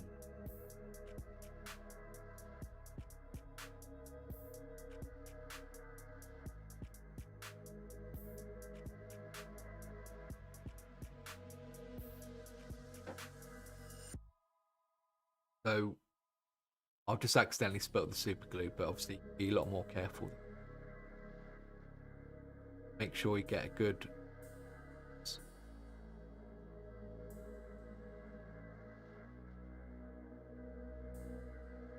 because the reason you use super glue, super glue is so good, that you can just snap it off once you finish painting.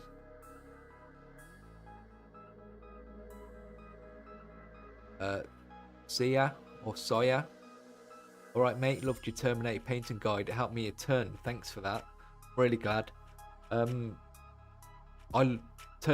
as I say in the Terminator videos, the Terminator is my favourite unit, style wise and in the game. I like how they work in the game as well, how they teleport down. But that's connected now.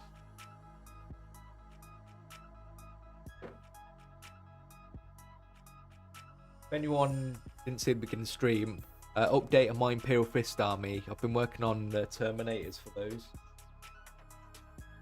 So the scheme I'm using is just the scheme I painted the kill team Imperial Fists.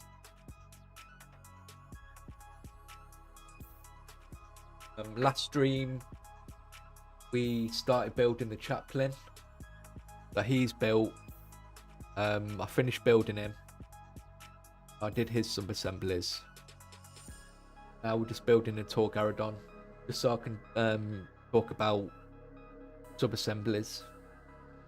Jamil, bro, you helped me start. You helped me start a mighty army of blue boys. Are highlight lines ever full precise, or are they more to create the illusion for the eye? That's a good question. Obviously, line highlights aren't a natural form of highlight in real life. It's a graphic style. They're there to emphasize the edges and show off the detail. If you're going to naturally highlight something, you're going to be glazing, but you actually do both. But the way you highlight, line highlight, say like a Space Marine, is a stylistic choice, just to emphasize the details on the miniature rather than being a realistic way of highlighting. Tor Garadon is just built differently. Yeah. Hoping they I'm really hoping they bring Lysander out. New miniature for Lysander this year.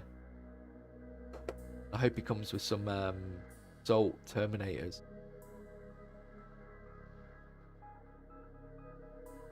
But he is a hefty boy.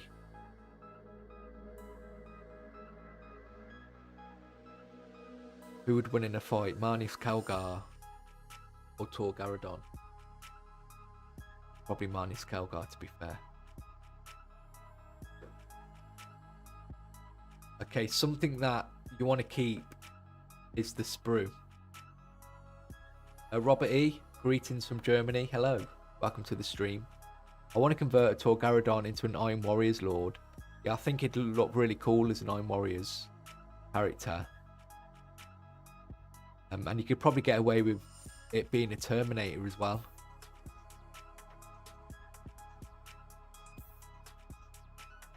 And you could probably look at the Horus Heresy miniatures as well. I think they're a lot more characterful. I know they've done some Iron Warrior ones. But you've also got the Iron Hands. Not Iron Hands. Yeah, it must be Iron Hands, like the black chapter. Because I know they've got a like a tech priest, not a tech. What is it called? A tech priest? I haven't played the game in a long time. A tech marine. They've got a tech marine in heavy, like the heavy intercessor power armor. But I think that'd be a great. I think that'd be a great idea to do. Jamil, can I ask one more question? On average, how often do you run through your brushes? One a month, one every 10 sessions. I paint every day, so I get a lot of use out of my brushes. But I'm not using the same brush for everything. So I've got like a selection of brushes. And I'll tend to change my brushes maybe... I'll tend to get new brushes maybe once every 3 months.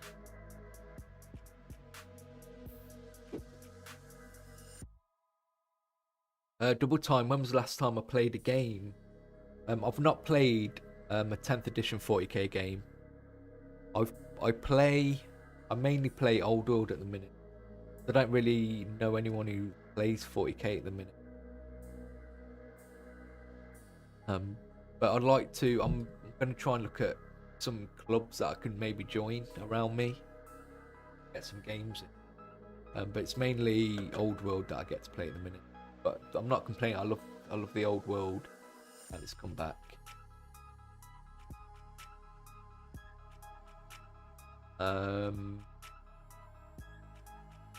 Yeah, your brushes, they're gonna wear out, their tools.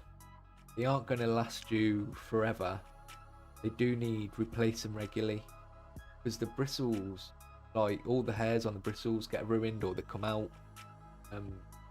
If you've got a brush that's say like 6 months old, you buy a new brush, it'll be a different size brush now. It'll be like, instead of being a medium brush, it'll now be a small brush. It's lost so many bristles. Thank you very much for subscribing. If you're here in the live stream, I really appreciate it. Welcome to the channel. Oh yeah, the sprues, okay. So we need to figure out how we're doing this. So the best thing to do is look where it's going to connect, because you're going to basically want to attach it to the mount where you can't see it. So you're going to be wanting to attach it sort of up here, out of the way.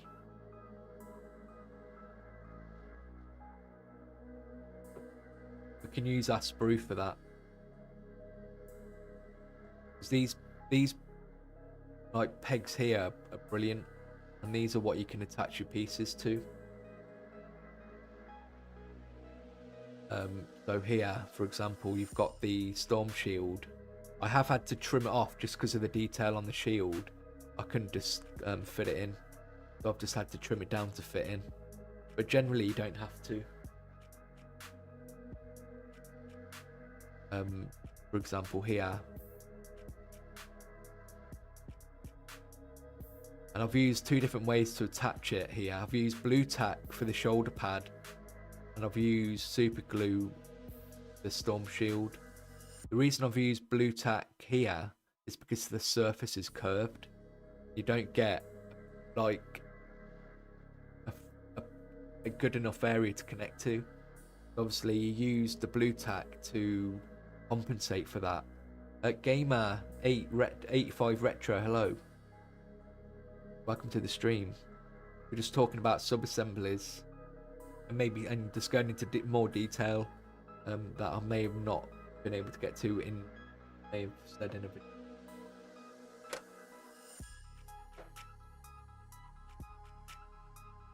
And honestly, blue tack might be the case here just because of the detail. There's no really good flat area to attach to like a flat peg or something.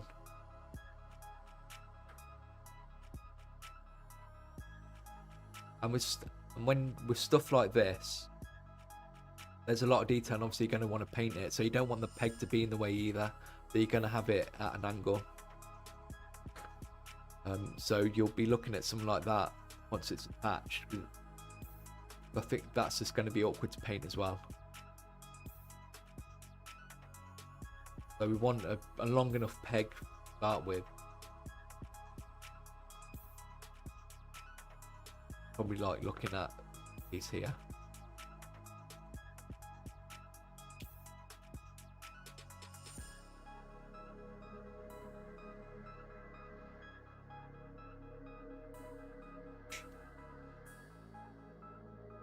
So yeah, I'm hesitant to use super glue. I wouldn't want to wreck the plastic. I mean, does it come apart again okay? Or will it snap off? Good question. You don't need a lot of super glue. If it's a small piece, it can be difficult to get off. But the good thing about using bits of sprue, you can cut it. So these are plastic, so even if it and you're usually attaching it to places that you can't see.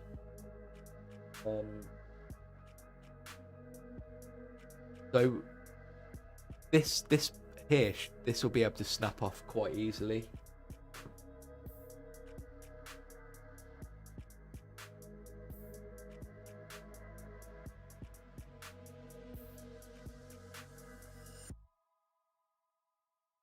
So this is a part of the honor guard that I'm working on in a minute. BB, thank you very much for joining as a member. I really appreciate it. If anyone is a member who's watching, if they're trying to get into the Discord and they can't find the link for that, please email me, because you can get into the Discord. And I know there's a lot of people here who's in the Discord as well, but you get a lot of updates of what I'm working on in a minute. You'll get an update tomorrow on the Calgar video. I've just been finishing the highlights on it. But what I was talking about here, you're worried about parts not coming away cleanly if you use super glue, and it's good question, because I've used super glue here. I'm not going to snap it off because I don't want to glue it back on, but if you find it tough to get off, you should be able to snap it off with super glue.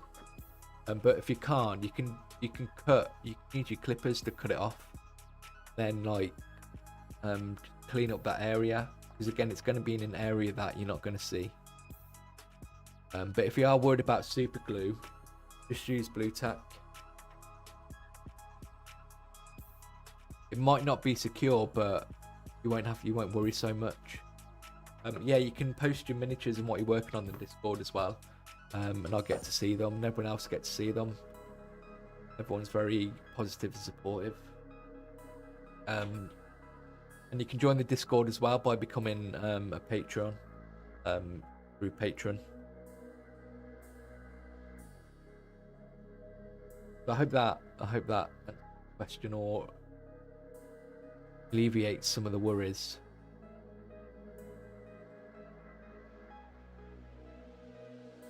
But the way super glue works, it's easy to snap off.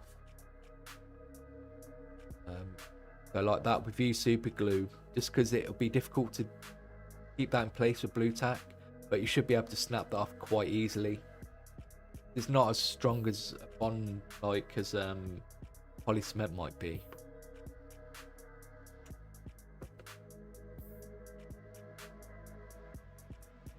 So as you can see, you always just want to make sure like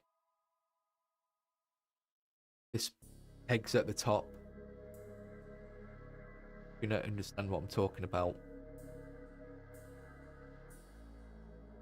BB, hello from Australia. Your channel is brilliant, very helpful. This stream alone has already answered many of my questions. Thank you. You're very welcome. Again, I really appreciate you becoming a member. That's why I'm really enjoying this format of live stream at the minute, because I get to answer questions more in depth, and I get to show examples. Because my main goal, I want people to be able to enjoy their hobby. That's really important to me. Because I don't hold any information for myself. It's important that I get out to everybody I can, because I want everyone to be able to paint and enjoy the hobby the way they want to. Bobby, wanted to thank you for all the videos you make. You're a big reason why I'm starting to get into this hobby. Any plans to do the Death Corps? And if you do, can you do some that look like World War I Marines? I have seen a green colour scheme for the Death Corps, and I actually prefer it to like the light blue that the Games Workshop have painted theirs. I do already have the Death Corps tutorial on the channel from a couple of years ago, which is still valid. But I would like to tackle that green colour scheme that I've seen, because it might be a colour scheme that I might do for my own personal army. But if I do a tutorial, I'll explore different ways to paint them in one video. So yeah, I use blue tack. It's pronounced Sia, by the way. Oh, Sia. I wasn't sure because I know you get cyan, so I was going off cyan. So Sia. Good shout, by the way, on the Jenga blocks. I cut up a load of baton from barbecue for mounts. But Jenga was a great tip, nice one. Yeah, because you don't have to like. They're there. You don't have to like do any extra work. And I got the idea of Darren Latham, who's pretty much Mr. Games Workshop, I guess, at the moment. But he's a big inspiration for this channel, because he used to have a YouTube channel himself before he obviously had to take it down, which is understandable because obviously he works for Games Workshop, so it's a bit of conflict of interest, I suppose. But I loved his channel, and you'll actually see, if you're able to watch any of his videos on the channel, you'll see a lot of what he says in those videos in my videos. And it's probably one of the reasons that I wanted to make a channel, because he was taking his channel down. I wanted to sort of like keep that alive, what he was teaching, but in my own way, obviously. Eugene Fist, depends on the super glue. I went through 3 to 4 different ones till I found the perfect one for sub-assembly. Yeah, I just tend to get really cheap. I just get whatever I can get hold of. You can get different. You get quite thin super glue, or you can get like gel super glues. They're all different. It's just sort of find one that works best for you. But rule of thumb is just try not to use a lot. Just try and use sort of like enough to be able to keep that part in place. Stephen, the best glue tip I've heard recently is to use PVA for cockpits to prevent frosting. Yeah. There's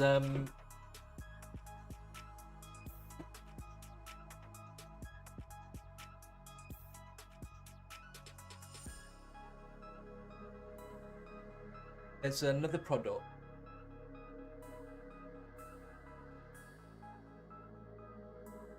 So you've got the company that do like the microset and microsol called Microscale, but they do a product that's like PVA glue, or Humbrol do something called Clearfix. I think the Microscale product's called Clearfix as well. It's like a clear PVA glue, like a stronger PVA glue. This stuff's used to glue clear parts in place. Humbrol were actually, I got in contact, Humbrol got in contact with me actually, and they were very kind enough to send me a lot of paints and products. Because they wanted me to showcase Humbrol stuff in the video. But obviously I'd like to use the Citadel stuff in the videos, but they're still kind enough to send me a lot of products, because I told them I already use the Humbrol products and build Airfix anyway, so they were very kind enough. But yeah, Clearfix is a good product, and you could probably use Clearfix to glue these parts in place. It might not be as strong as super glue, but it's going to get a weaker bond to be able to snap those pieces off.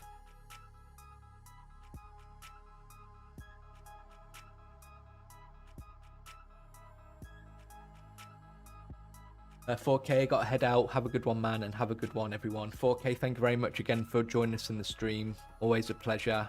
Hopefully we'll see you next week. Remember to send in pictures of your Black Templar Blood Angel conversion and kit bashes. Gamer85 Retro, I'm going through your backlog of videos. Do you have one on painting camo on clothing? The closest thing I've kind of got that, if you watch my Orc Clans tutorial, I do blood axes.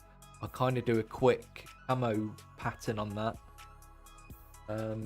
You can also actually watch my Aldari Craft Worlds video, because I do a Latok. I do camo on the bodysuit for that. So there are a couple of places, but I've not done anything for camo for some material. You don't tend to see it, to be honest with you. Many miniatures that Games Workshop have painted themselves. Just sort of like on the blood axes, as I said, and they talk.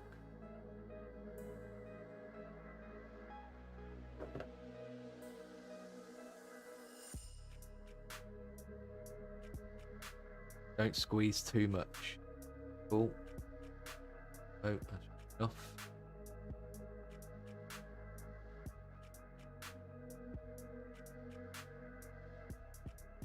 Make sure the peg's facing inwards, not like what I've just done. Don't glue your finger. So you just want to make sure it's high enough.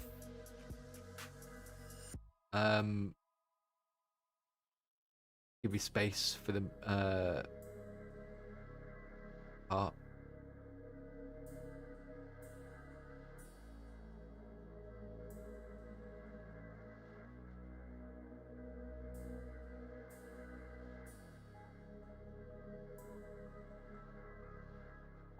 Just Funk, I know you do a pile of Games Workshop miniatures, but have you ever painted up Infinity miniatures from Corvus Belly? Your videos have really inspired me, so thanks for getting me into the hobby. I know of Infinity, I really like the miniatures. And they've reached out for me plenty of times asking if I want some to paint, but obviously I just stick to the Warhammer. Like, I've not a problem, but I'd then have to be consistent and continue to paint other sort of projects on the channel that aren't Warhammer or Citadel. But my interest is just Warhammer at the moment. But I do like the Infinity. But like the techniques and the way I paint the Citadel miniatures, you can apply to painting all kinds of miniatures. Because I had the opportunity to paint some of the Star Wars Legion stuff as well, and I was really tempted to. And I tried to get them to just give me the stuff anyway, but again, I had to tell them that I stick to the Citadel Warhammer content on the channel.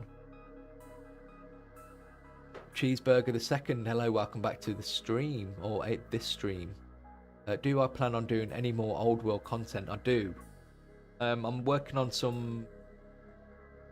I'll be working on Age of Sigmar next, some videos for that, and then I want to do. I'll finally want to get around to do my Warriors of Chaos video.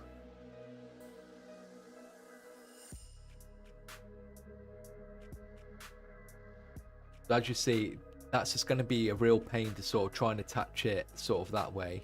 So it's best just to mount it on the side.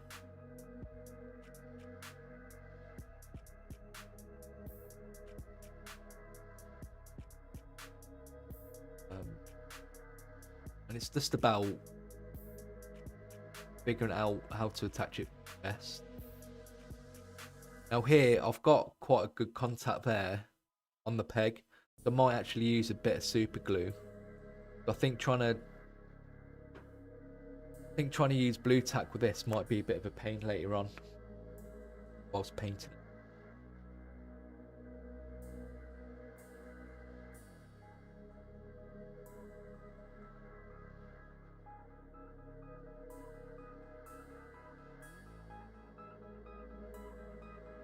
You'd have to use quite a lot, so that gets in the way and it's quite flimsy.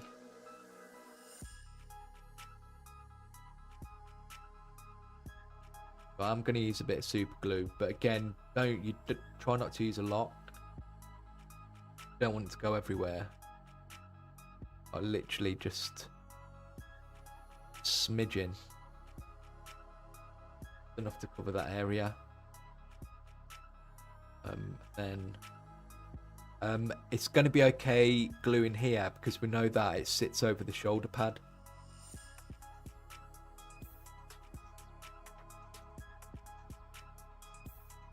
So we're just going to use super glue to attach it to that. And you can see quite secure. It's more secure than the blue tack.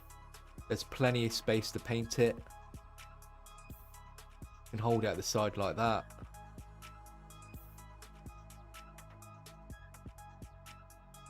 That's another sub-assembly done.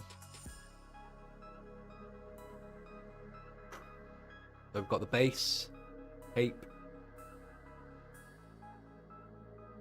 the head,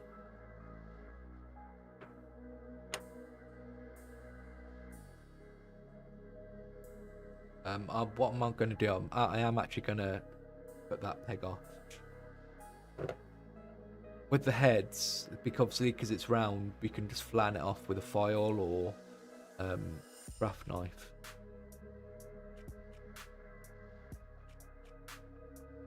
And you could attach it straight to the block, but you're not going to give yourself much room.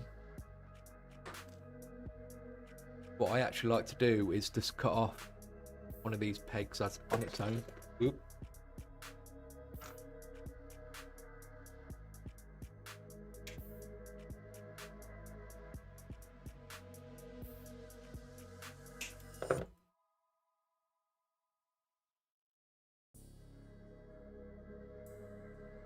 So if you stick it sort of in the middle on the end, we know we're going to be able to get to it.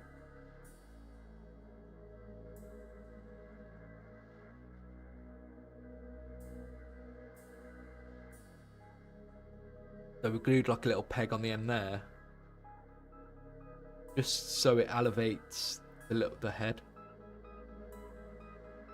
away from the Jenga block. Because we flattened that, we can just glue that on. Easy enough. Yeah, but if you didn't know, this Tor Garadon is my own personal army. I won't be doing this for a video. But I thought it's a good opportunity to show you how to do sub-assemblies.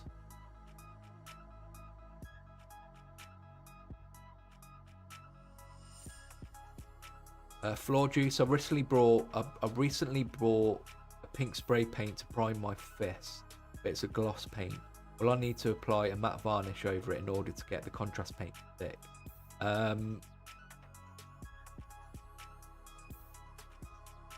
Yeah, it's not because the way the contrast works, you're gonna want it to stay on the surfaces as well. I know you've already invested in the pink primer or the pink undercoat. I don't know how pink it is.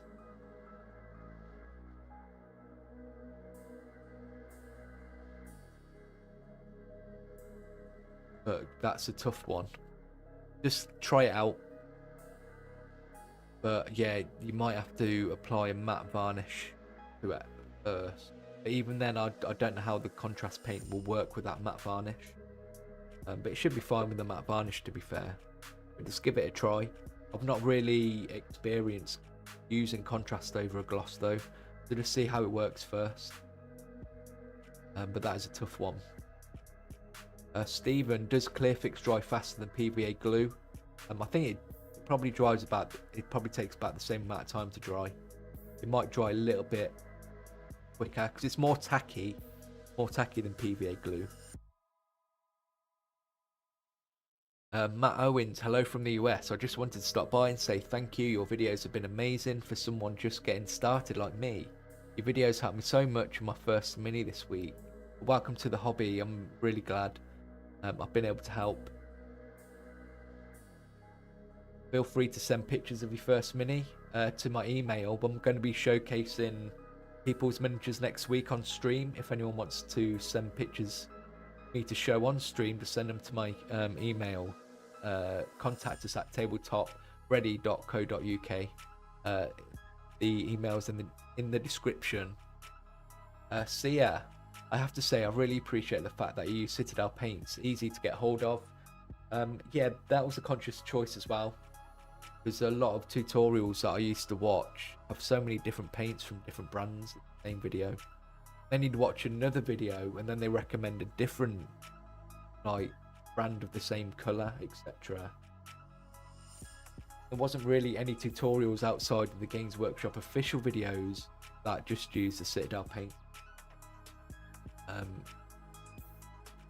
I just use Citadel paints generally anyway, so that was important to me to make sure I stick to using Citadel paints, because it just again reiterates consistency in the content. But that's not to say you can't use different brands. If you can find conversion charts on the internet and get the same colors from different brands, my videos are still usable, because it's mainly the steps and techniques that I'm teaching. The colors are just there for reference. Commander Cody, why does my contrast paint come out so streaky, especially contrast paint, Black Templar? Because that's just the way it's designed. Contrast paint has lots of different sized pigment in it, so some of the pigment will allow it to flow off the surface into the recesses more. Other pigment will let it sit on surfaces. So that's why it's called contrast, because it gives you sort of variation across your miniature. So it'll run into the recesses, but it won't stick so much to the surfaces. So that's where you get variation. But it will streak. To stop that happening, you just need to apply it a second time to get more of a solid colour. But obviously that defeats the object of contrast paints. So they do a different version of Black Templar. It's called Black Legion. So Black Legion's like a thicker, more ink style of contrast that isn't so streaky or as weak as Black Templar.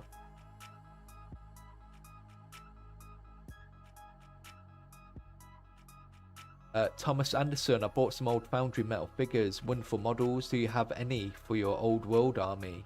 I don't. So the old world armies I've got currently, I've actually just worked with the current Games Workshop plastics that have been released for Age of Sigmar.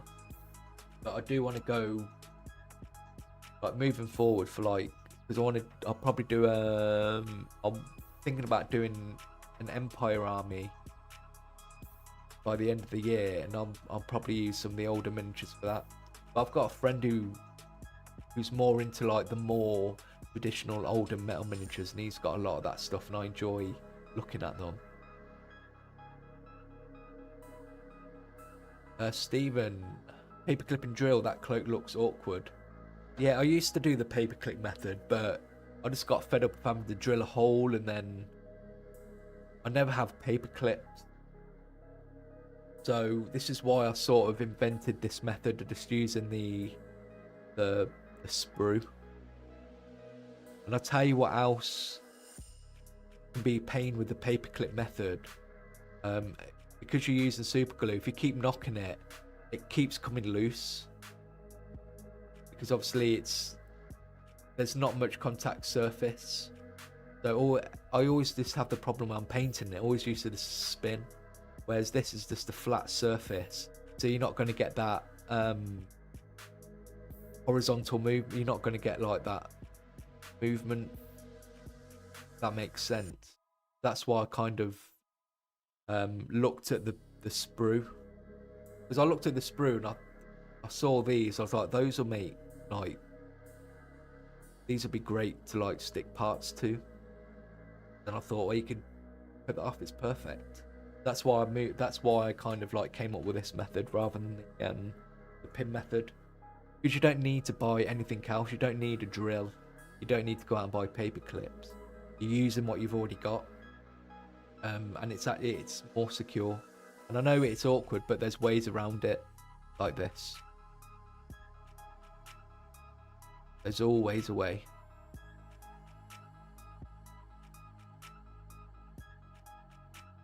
Yeah, Stephen says for Commander Coda, use multiple coats. Black Templar will give you a really nice matte black with 2 or 3 coats. Yeah, I like Black Templar.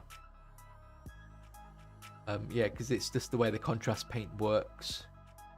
And something else that's really good if you're trying to get using black and you're using Black Templar, you can use a different color contrast first. So you could use good one is like Azurman blue. So if you want like a blue tint to your black, you could use this first and then do Black Templar over that, and you'll find that you'll get like dark blue highlights.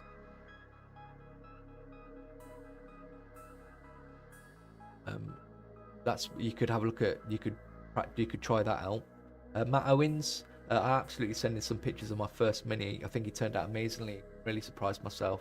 Yeah, I'd love to see it. I'll get a lot of pictures, and I'll show pictures of first time miniatures as well. Matt Scoggins, oh yeah, I miss the metal miniatures. I don't miss metal miniatures. I love that everything's moved to plastic. It's so much easier to work with, especially if you want to do conversions. It's easier to cut up and work with. And so you drop a metal miniature, you guaranteed it's just going to break apart. So yeah, so recap, we super glued a peg, and the head goes on that elevates it from the Jenga block, giving you more space to work with.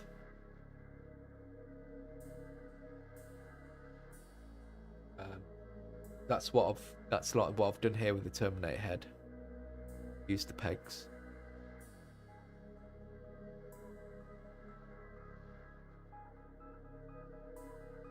Last piece is the pack. This is quite good, to be fair, because it's got like a big cavernous space. It's easy enough to like stick some blue tack in there, and you could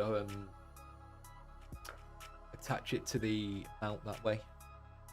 But again, you need like you want to look at the sort of length of, you're gonna need quite a big piece.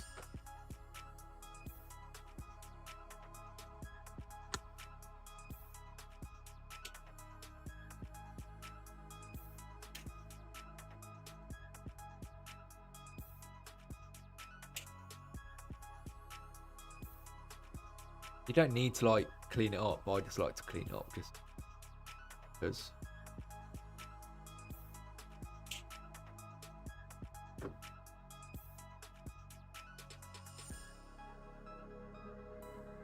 So it's like that easy. So that's going to give us enough space there. So we know that's the right length.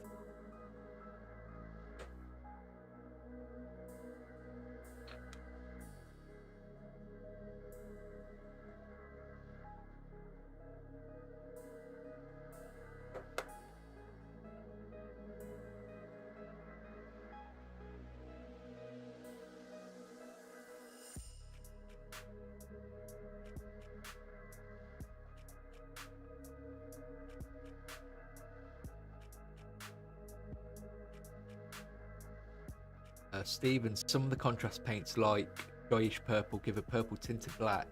We use them with multiple coats too.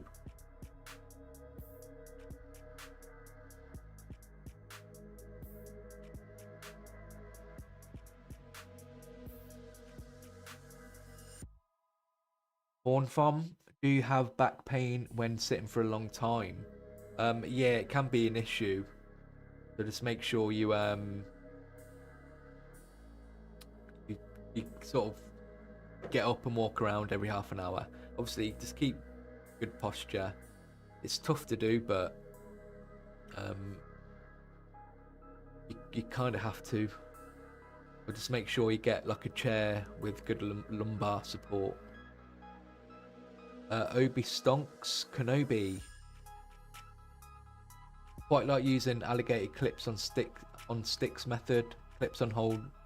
Clips can hold the bits of the mini that stick out. The other end can be inserted into holes.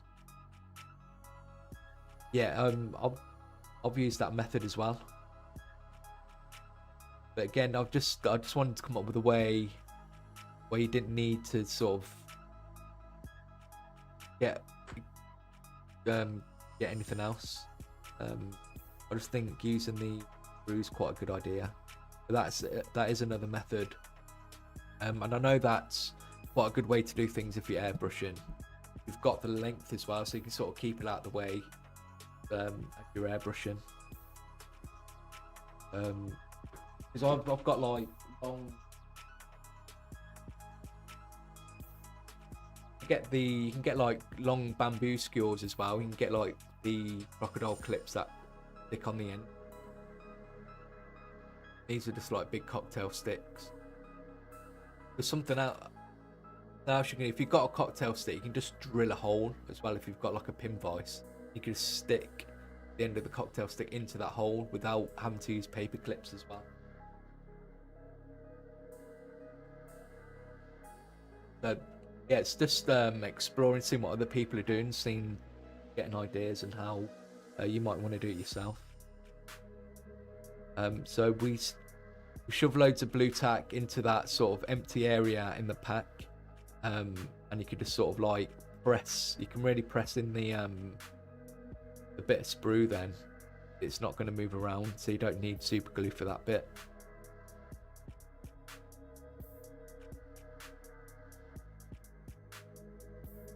So we've got Tor Garadon all built. We're going to get a drink.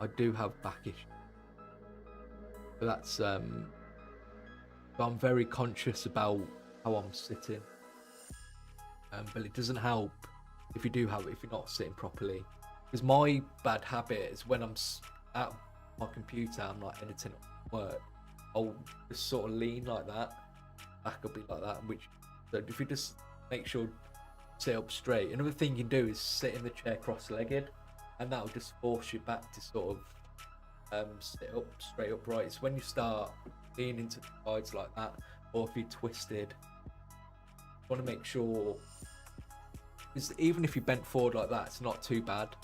It's just when you start pivoting and twisting.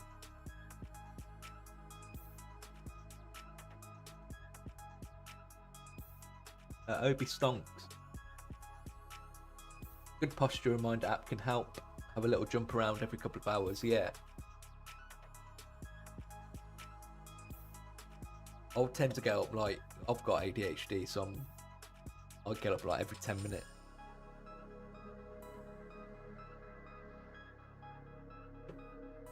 So we've built our Tor Garadon. We've actually managed to complete something I said we're going to do in the live stream.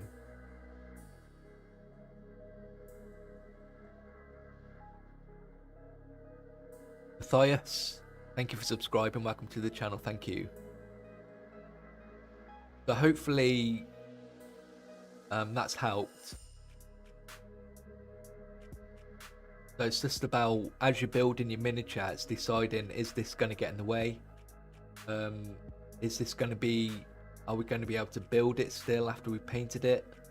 How's that going to be affected? Just make sure you dry fit everything well, so you know that it's going to go back together. Any small pieces, if they are too faffy, you do want to attach them like this. Already that antenna.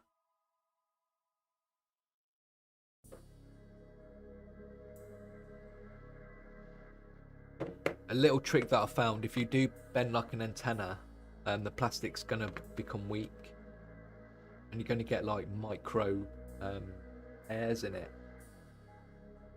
So if you do use like an extra thin, I'd just go over that.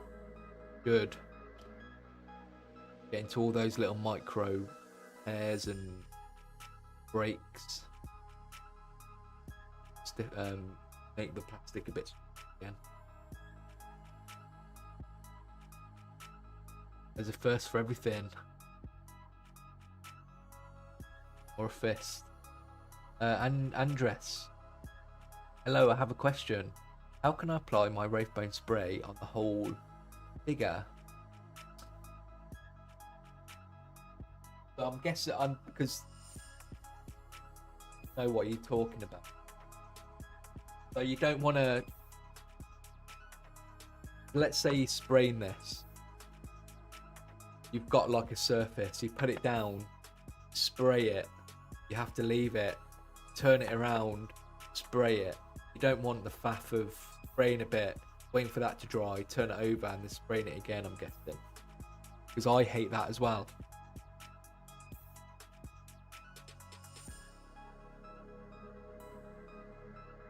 So, what I like to do, I get cheap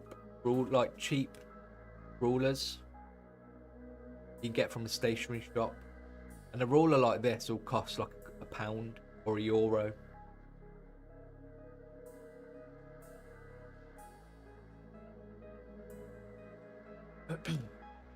So this is quite a fitting question, because the next thing obviously is to spray the miniature.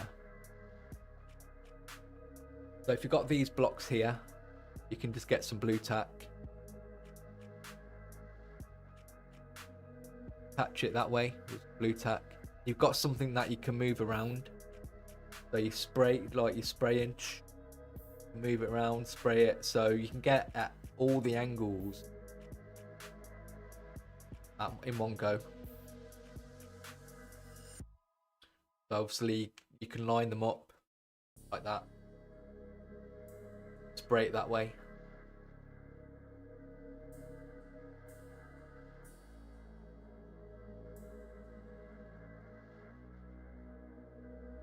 Because I know Games Workshop have like a product like this, and you use rubber bands, but that's another way. But I just get like cheap rulers. And you don't have to spend a lot of money on hobby equipment. Find cheap alternatives. If you have a few of these, you can get set up and do a lot of spraying. I've had these for like a couple of years now. See where all this paint's built up. Obviously, if you've got a base like this,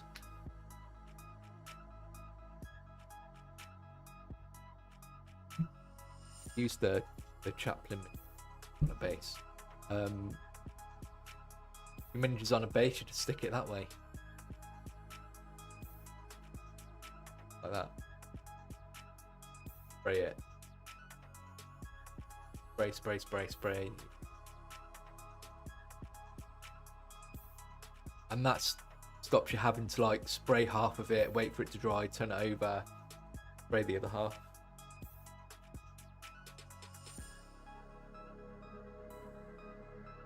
Stephen, would you paint the base separately or glue the finished painted mini to it first? It depends. Like with this Tor Garadon, because it's got some detail on the base, it's going to be a bit of a pain to paint it attached to the base.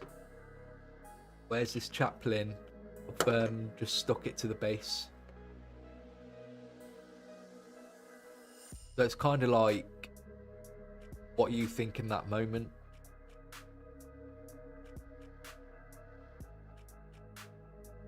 But if there's usually a lot of detail here, I'll tend to keep the base separate so I can paint all the details on the base.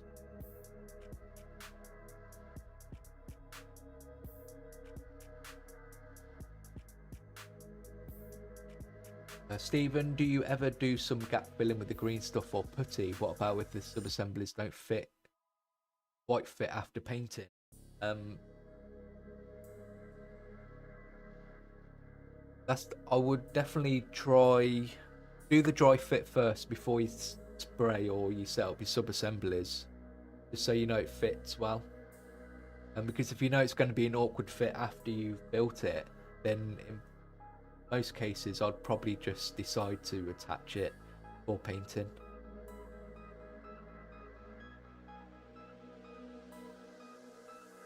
I've not really experienced a situation where it doesn't fit properly together after painting.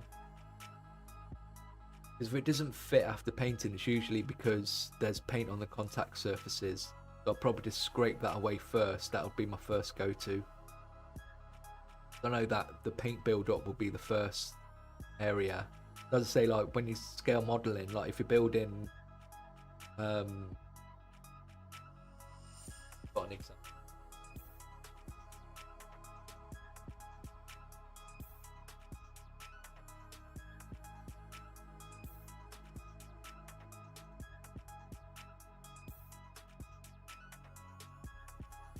I'm working on the wildcat.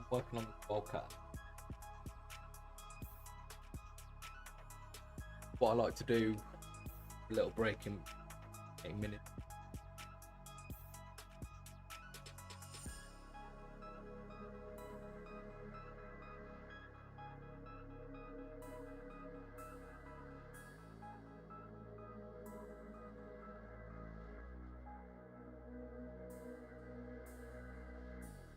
So this is what I'm building. I've built this is like my fourth one I've built of this. This is like my favourite aircraft. And build it with folded wing. And you can see a lot of you can see here how I've mounted the parts.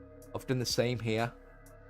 I've not used, because these are quite large, it's a bit different, so you can use I've used blue tack, a bit safer.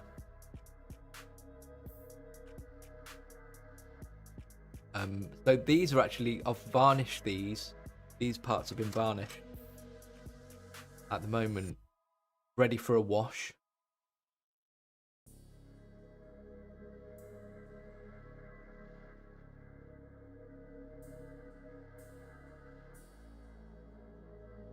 These are all just melted again, just like, so you can apply these different things.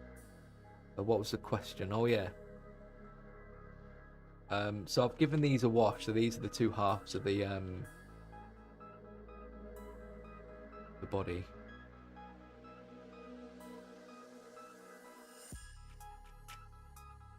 Obviously, I've airbrushed this colour in the inside. I've varnished it and I've given it a wash.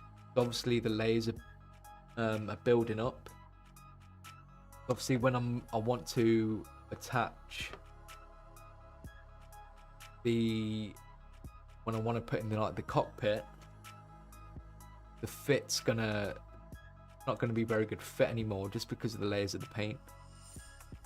That's when you want to scrape away the paint. So the paint does affect the fit, even though you're probably talking like microscopic amounts of paint. But that's the first sort of place I will go to.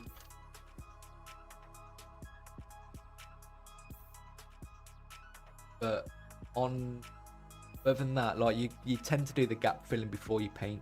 If there's going to be any issue.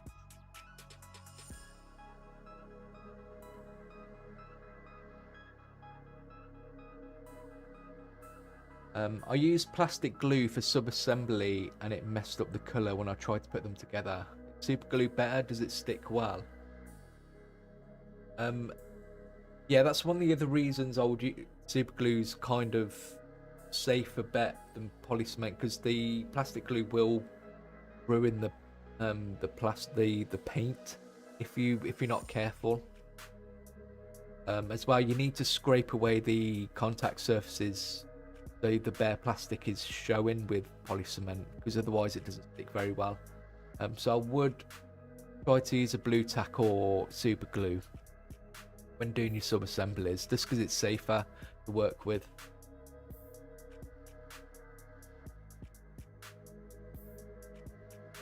Yeah, I'm gonna be honest, I haven't worked with metal miniatures in a long time.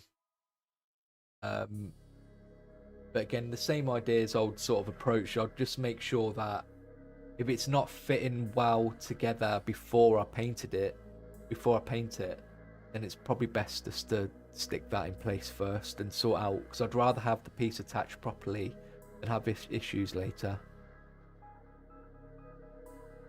Do I use paints for the Airfix builds or more appropriate brands? I use Humbrol, so I'll use the recommended colours that Airfix suggests with the Humbrol paints. You can use Citadel, but I don't worry about colour accuracy at all. I just like to build and paint for fun.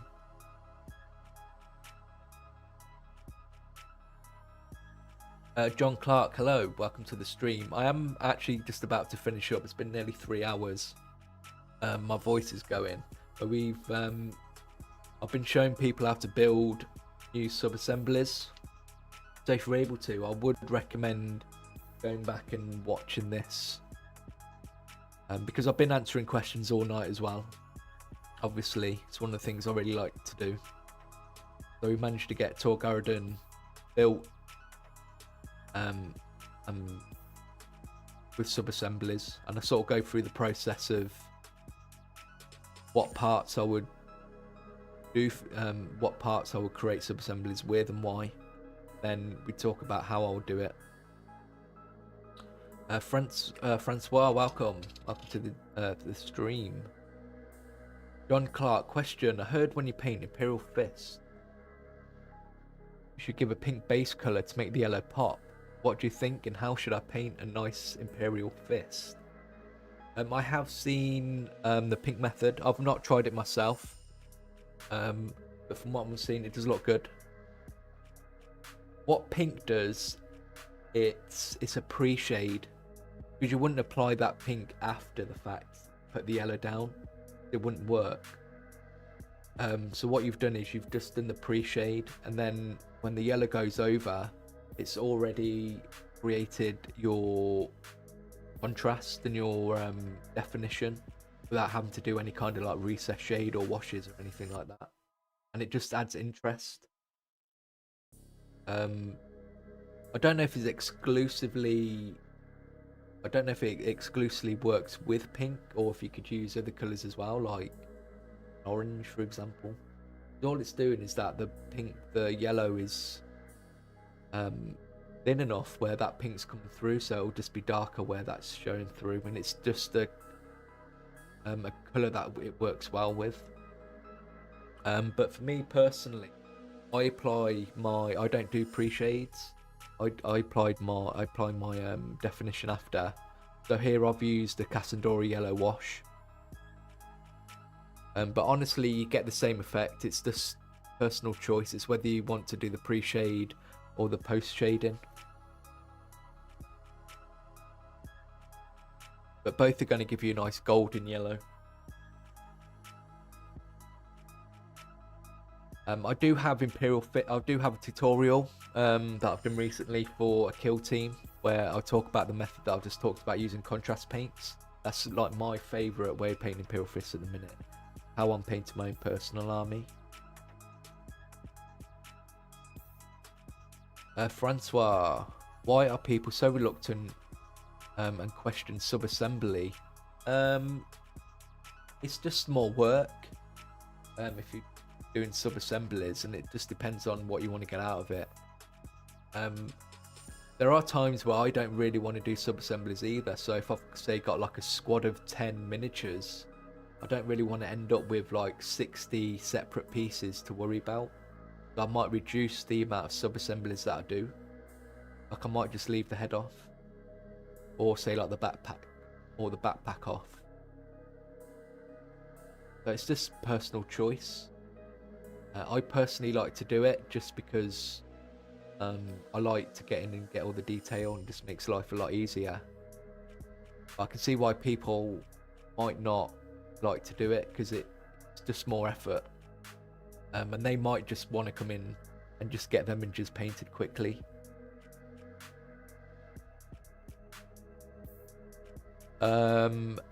What pink should you use? Honestly, I'm not too sure, because I've not done the pink method myself. The only thing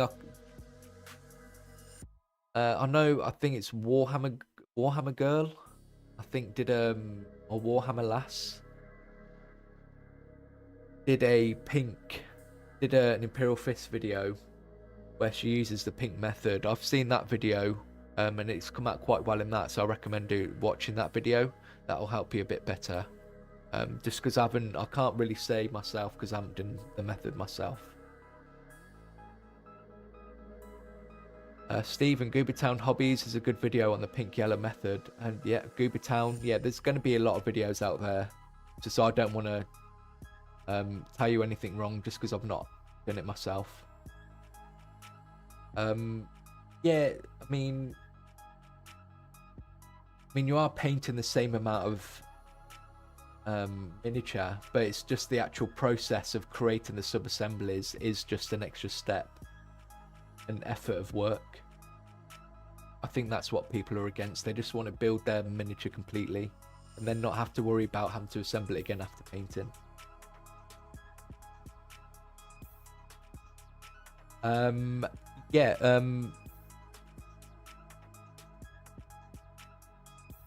What I'll do is I'll put the link to it's quite a recent video. It's like a video I did like last month. So it's just how to paint Imperial Fists for Kill Team and Warhammer 40,000. And the thumbnail is just 5 Imperial Fist miniatures. But if I remember, I'll try and put a link to the video in the description for you after I've finished the stream.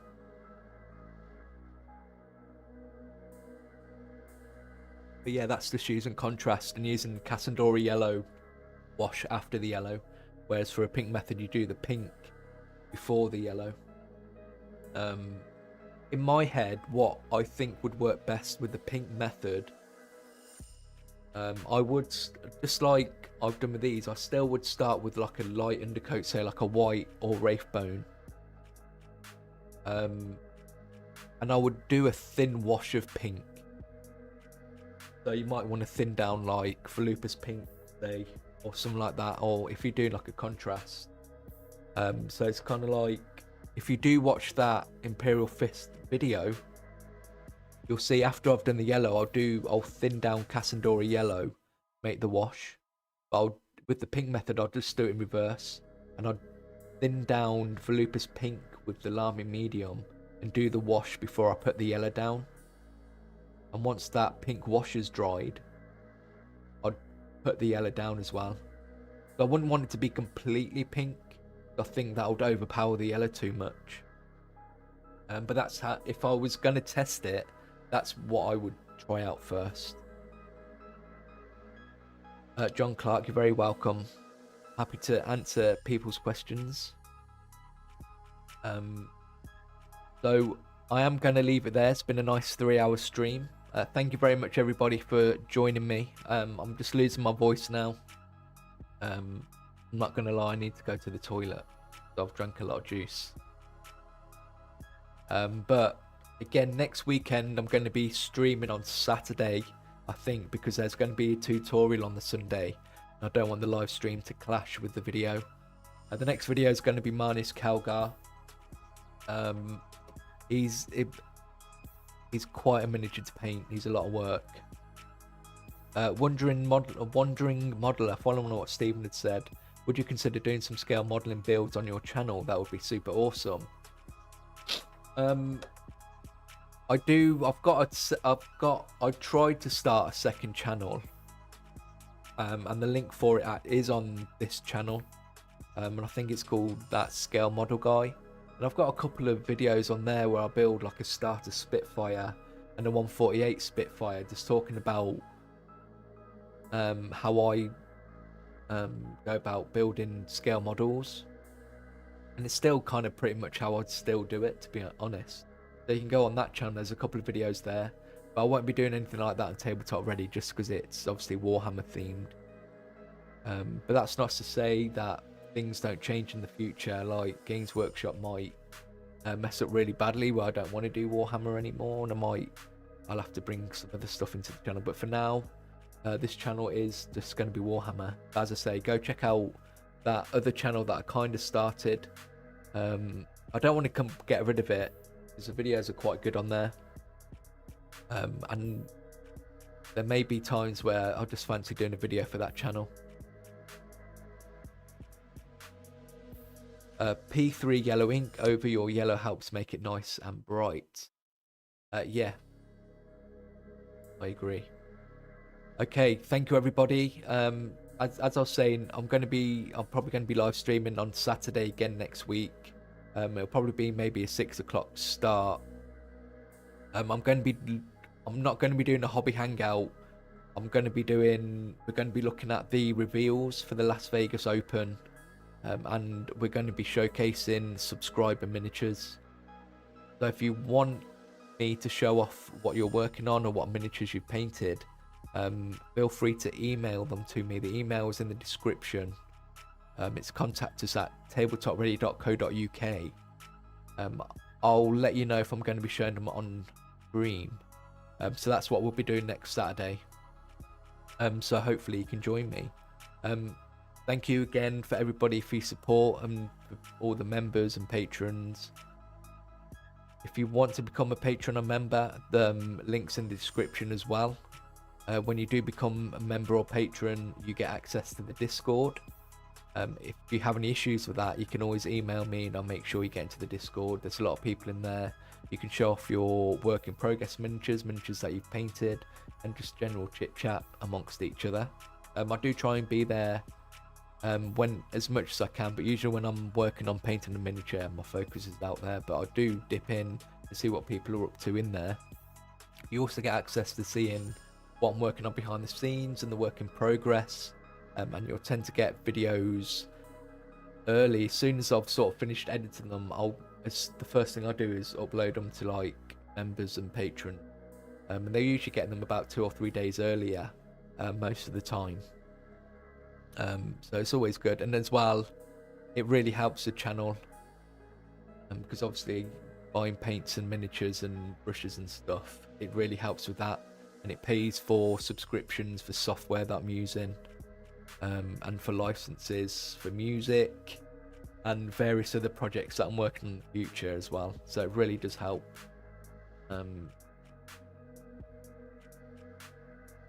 But yeah, it's really appreciated. And yeah, so expect a video next Sunday and a live stream on Saturday. But again, thank you very much. I really appreciate you all. I'm gonna go now, so thank you very much. I'll see you all next week. Bye. See you later.